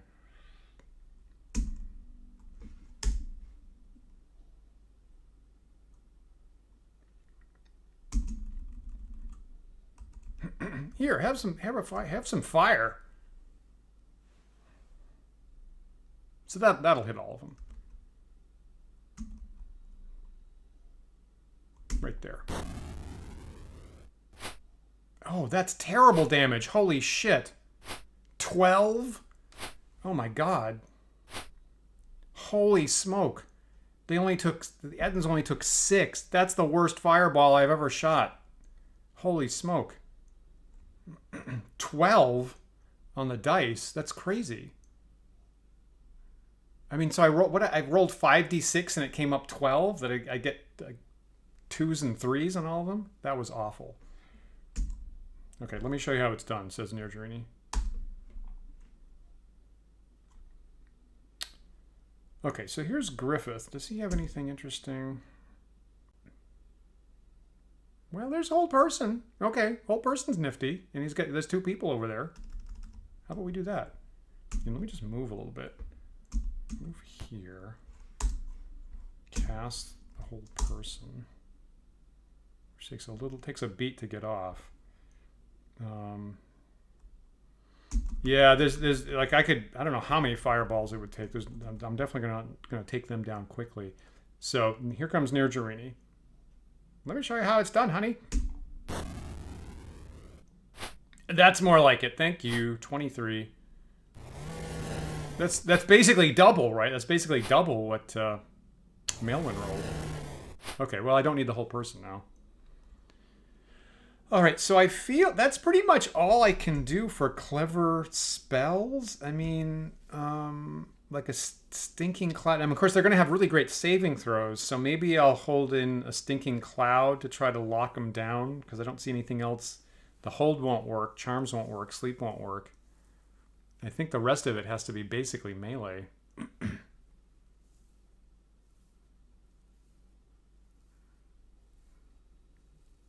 I don't want to use all my fireballs all at once, because there's another gate, obviously. So,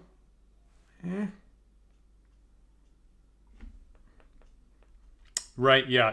This was another fight that was kind of important to get the jump on them.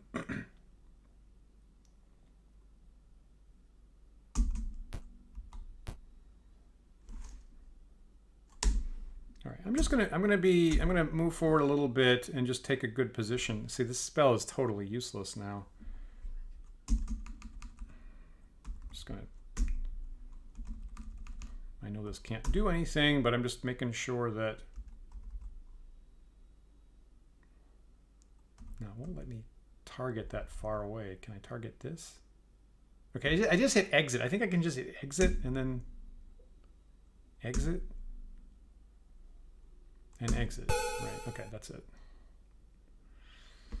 All right, and here's heart. I'm just checking what I got here. Well, okay, prayer is nice. How about we cast prayer? That's cool.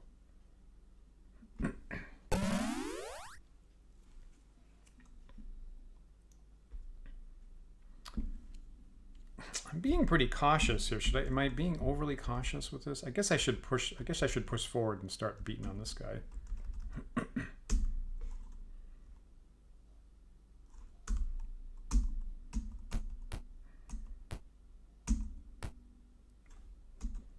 These guys are not doing much.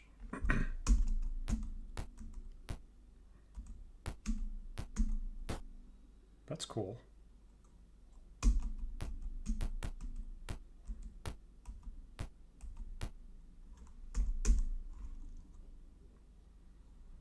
Oh! Wow! Holy crap. I did not expect Ettins to run away from a fight. Huh. Crazy.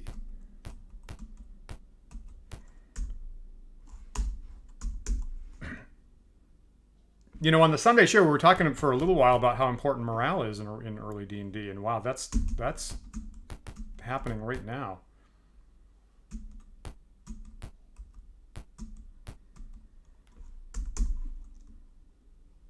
Hopefully this isn't some kind of like trap that they're leading me into, because this is like delightful.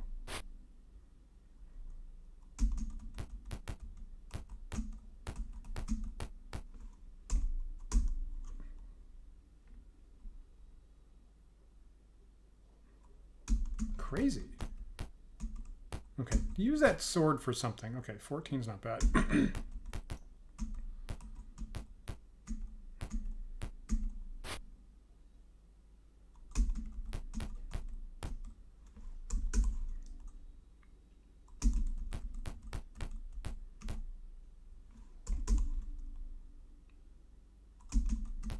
Did the other Eden get away, I guess?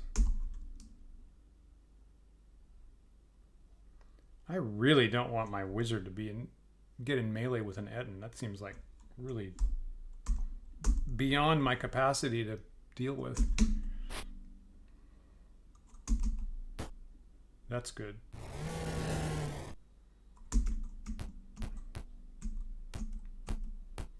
So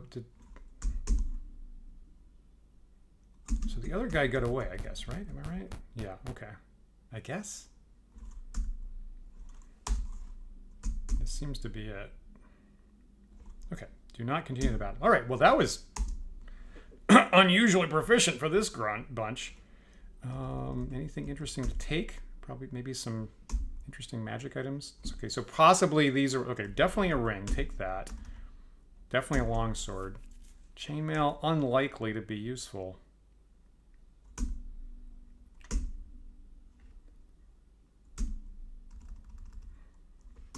But maybe.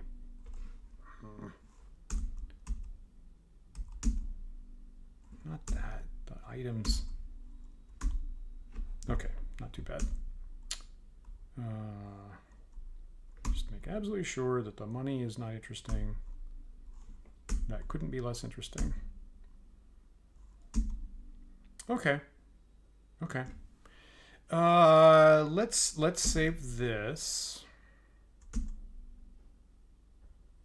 I'm gonna save this as my B game just to kind of give myself some insurance if I get in more trouble.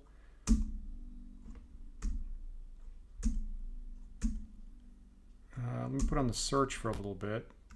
That was an alarm is sounding. Should I run? Okay, maybe I don't like the search.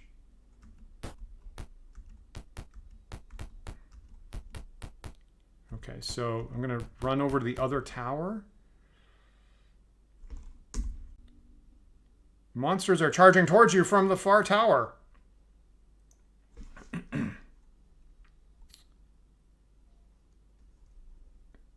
Thanks, Elfiend. I'll probably, okay, what is happening now? Okay, so it looks like monsters with a wizard. I'm going to combat them. Same policy. So try to drop some fireballs on them from afar. I haven't taken any hits yet, he said, right before something horrible happened.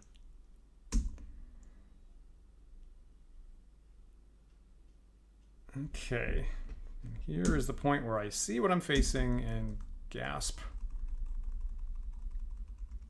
Where are you?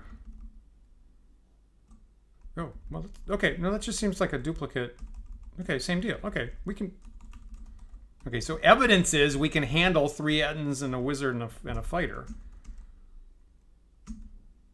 5th level magic user. Okay, all right. All right. I don't know if I have to fight the bugbears on the way out, because I'm not seeing any bugbears in here. All right, so Nirjarini's general policy is to cast a fireball. And again, I'll move around a little bit just in case. So I'm getting the drop on them, so that seems good. Just spread out a little bit. All right, and here comes fireball.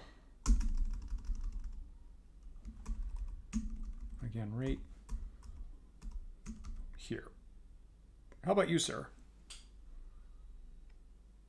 I guess that's a proper name, right? Iades? Iades? I guess is that individual's name? Because I'm like, is that a group of aides all stuck together? But I guess it's Iades, right? Have fire. Okay, pretty good. 20 points. All right, that's what you want against enemy wizards. And they're all failing their saves. Fabulous. Great. So the Ettins are down to 30. I think I'm going to save Cadell's fireball, I think, just in case I have a giant mob of bugbears I got to fight my way through. three small aides in a trench coat. I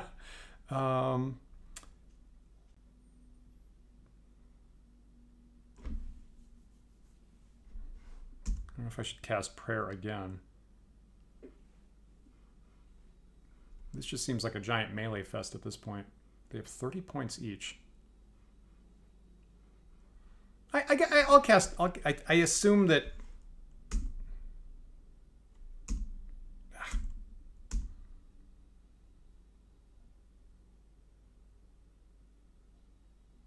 Is the prayer that I cast previously off now?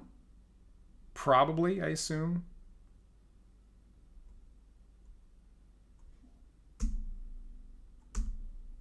I'm going to assume that that prayer is gone, and I'll cast another prayer.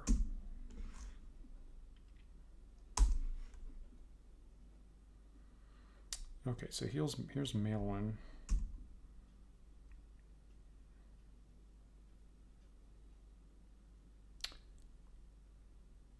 Gonna cast Enlarge.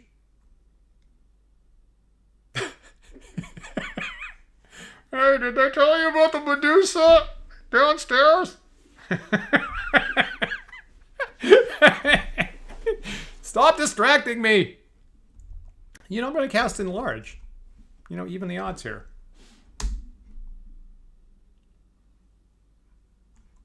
Who should I cast it on? Should I cast it on Griffith? Should I cast it on me? I'll cast it on Cadell. Cadell does such great work in these sessions. Cadell deserves some assistance. I really hate charging off, but I want to make use of my turns. It's weird that they're not getting guarding attacks, but have some damage.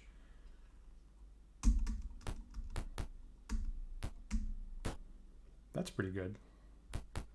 Okay, that hurt. Of course, they get 2 attacks.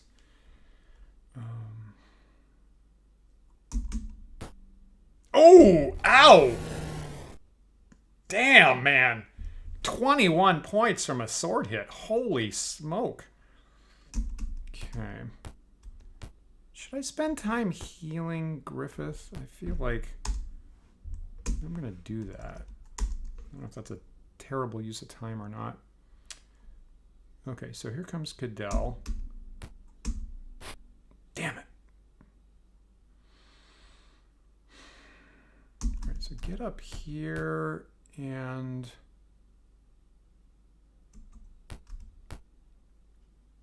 I guess I might as well cast Thinking Cloud, eh? Ah, interesting about the right. I'm getting really fortunate with the round sequence here. So I'll cast a Thinking Cloud to give my guys some help. I think I'm gonna put it here, maybe here.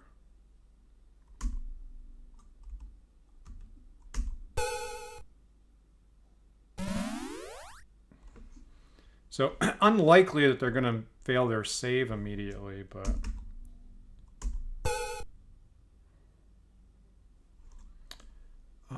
Can I potentially get back attacks? Maybe.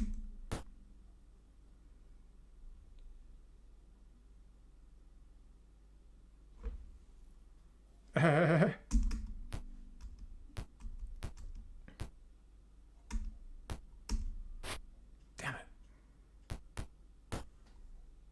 So this is the point where Rollin starts. Okay, well, that's good. So I'm trying to think about who's the best person. Okay, so I'm gonna have everybody get this other Etten and have like Nirjarini throw a dart to knock that guy off. So I'm not gonna have these guys with great melee attacks waste them. So I'm gonna have Malin hit that guy. Let me see here. So use. Actually, I guess I could bonk him with a quarterstaff, right? Move. All right, once again.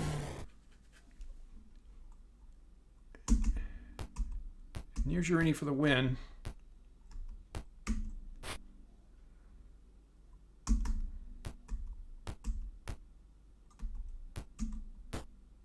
Damn. Wow. Okay, so the Griffith is doing pretty good job. He's pretty well kitted out at this point. Okay, so that's good. So what next? So usually there's more than 2 fights. So what's going to happen now?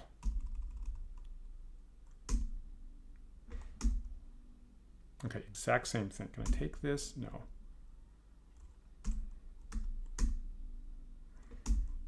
Okay, take it.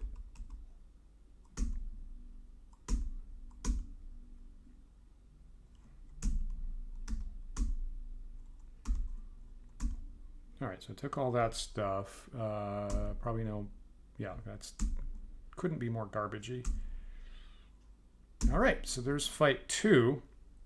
You have slain the garrison. Now, if you can but slay the outside guards quickly before the enemy arrives, the gate will be yours. Okay. Let me just, okay, so far so good. This is like way more according to plan than my battles normally go.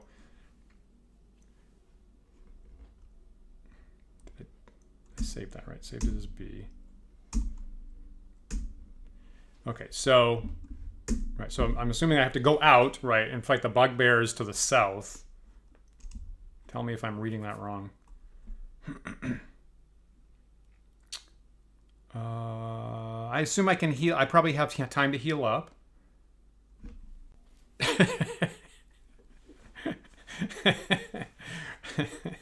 But make sure you avoid the trapdoor with the Medusa. Okay, let me just heal myself a little bit. Cleric, heal thyself.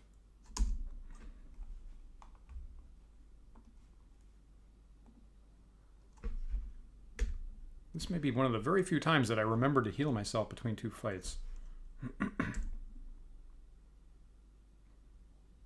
Okay, so he's down by 4. That's good enough. And I'll have Harton heal up Rollin. Usually 1 point at a time.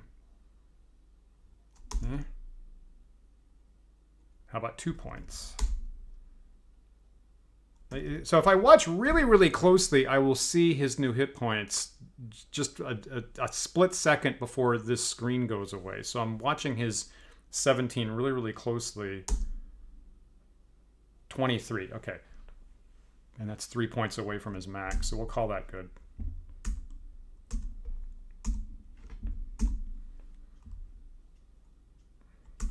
Okay, here goes. Outside gate. Bugbears were waiting on the other side of the gate. Yeah, we knew that. Fight them. An alarm starts ringing. Did it stop?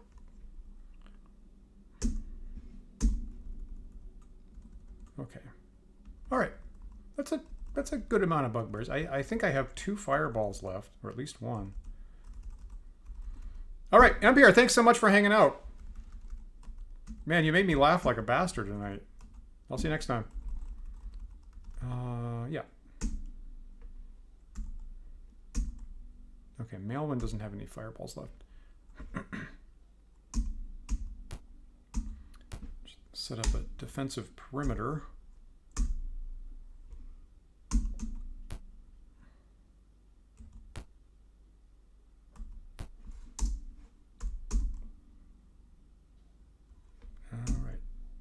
Right now, she doesn't have any fireballs left. So just hang out there.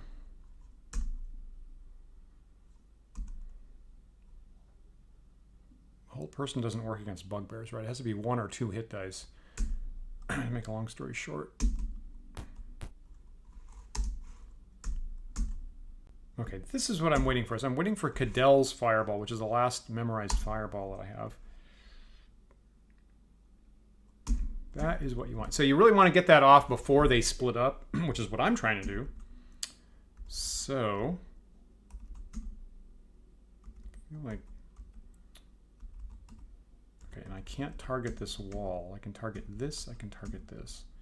So assuming this counts as indoors, 1, 2, 3. I don't think it would go here and here. Get all these back. I'll just throw it at the front, guys. I think this is good. Try that. Now this could possibly take bugbears out entirely. No, not quite. If I'd rolled 2 more points on that, I'd be clearing this whole thing out. But good enough. I can't sweep attack bugbears. They're too high level for that, so I'm going to have to take them down one at a time. The initiative gods have been unusually kind tonight. Yes, you gotta thank that. That is well put. I guess I'm going to start meleeing these guys. Or just thinking about it. No. Usurini has a stinking cloud, has a sleep.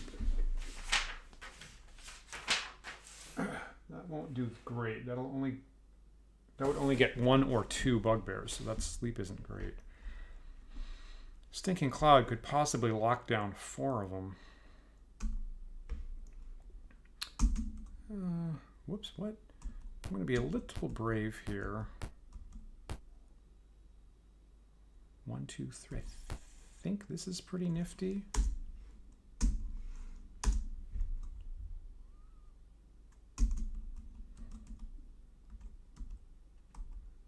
I think I'm going to do this, and this kind of separates the bugbear formation pretty well.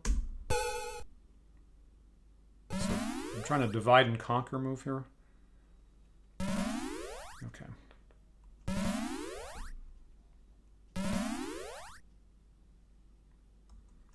All right, and I think the rest of this can basically be melee.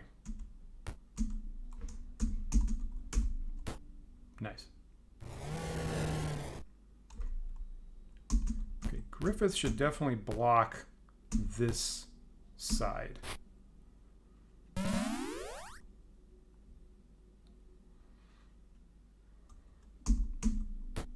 Nice.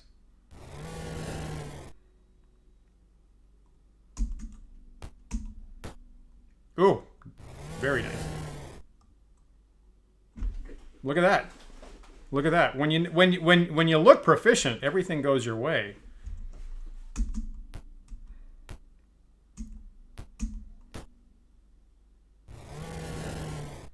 Wow. Crazy. Surrendering, right? They're not even running away. They're just like, we're done right now. That's something else.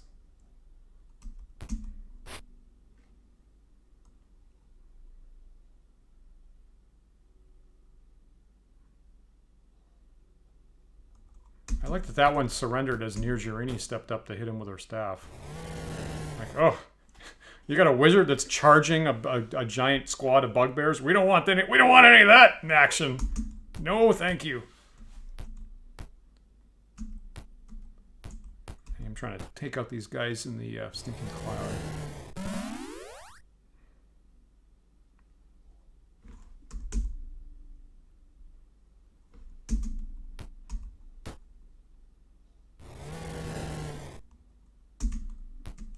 Let that be a lesson to you. Huh.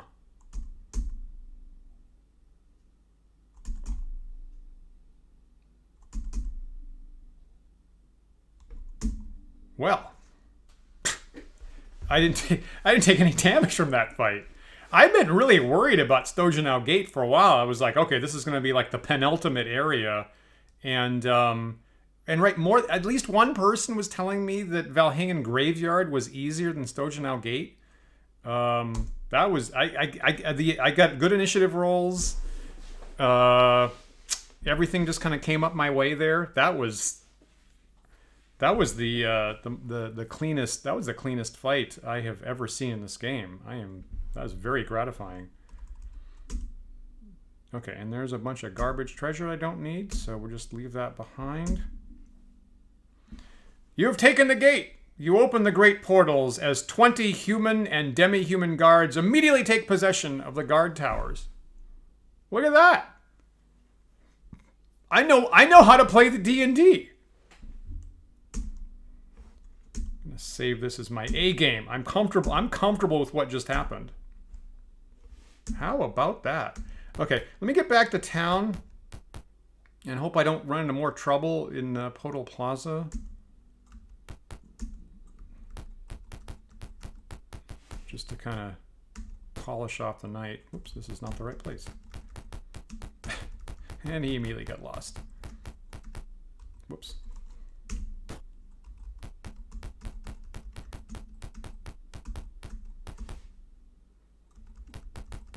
Maybe I can get my reward at the council chamber.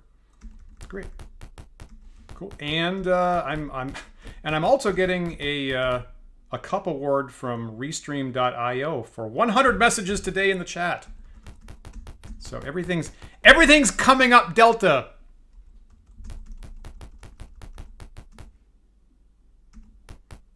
Thank you guys for hanging out tonight. Actually, whoops.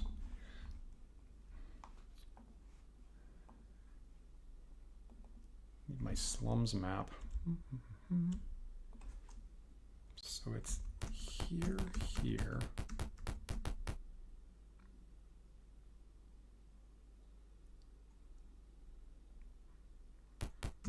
Go through this sty on the way back home. How about one of you guys like clean this place up while you're guarding the gate?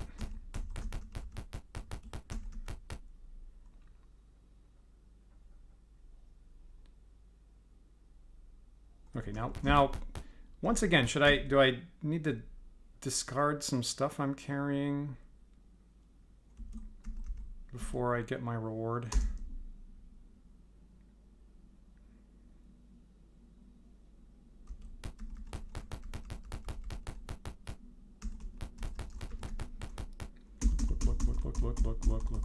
Look, and it's daytime.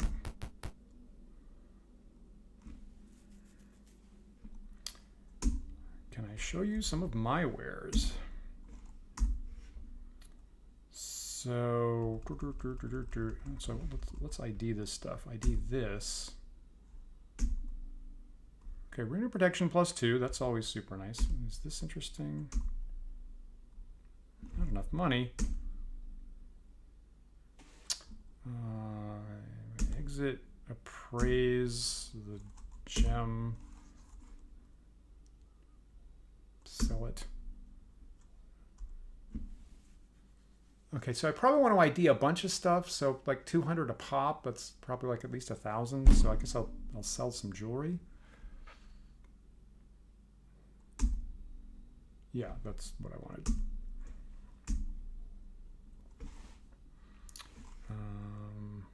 Right, so view items. ID this. Bam. Okay, so that's normal-ish. I'll just sell it. Is this interesting?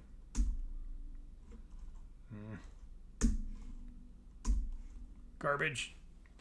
Right, that's the other option, is I could just try to sell it and see what he offers, of course. What else did I pick up? Did I pick up this? I'm gonna do this, sell it and see what the price is. Okay.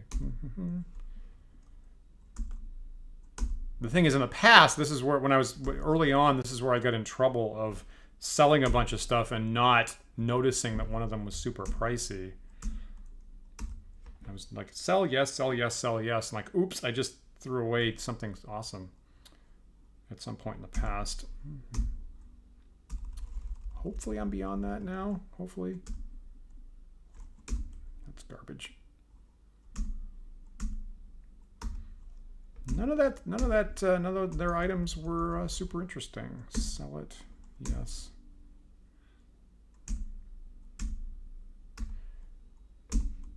If I'm smart, before the next session, I'll maybe move some equipment around, try to get, in particular, try to get Rollins' move rate up. Okay, and that's it, right? That's all the stuff.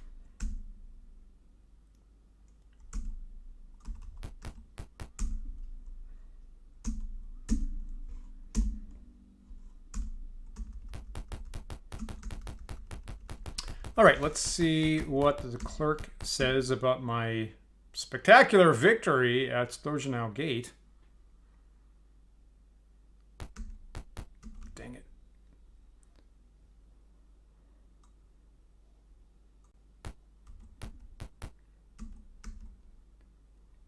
I have to see that text message every single time I go through that space.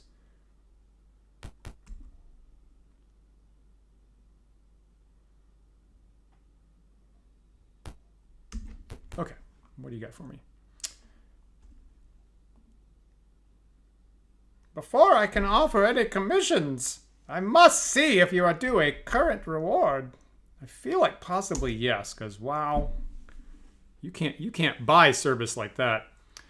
You're taking the gate will enable our forces to assault the enemy stronghold. Return there to lead the attack. Here is your reward. Nice. Nice. Over 3,600 XP each. Smashing. 10 jewelry. Yes, take all of that. That's you know, that's a lot of value right there is what they just gave me. So there you go. What else?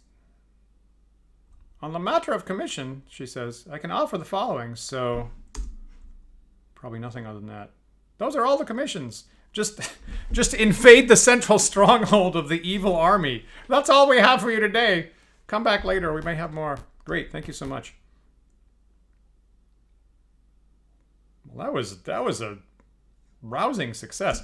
So I'm gonna get off the stream here. I'm gonna call victory and get out before I screw that up somehow.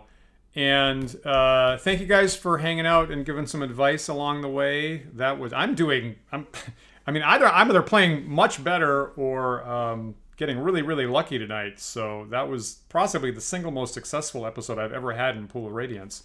So I feel like I'm going to figure out how to play this game just as it's over. I'm just going to get over and go, okay, now I know how to be proficient at this. So thank you so much for hanging out on Thursday night, and we'll be back next Thursday night with Dan Cullinan for more Book of War and more important morale checks and stuff like that. So this was so much more fun the end of my week having you guys hang out, and I'll see you next time. Hope you guys have a good weekend. Take care.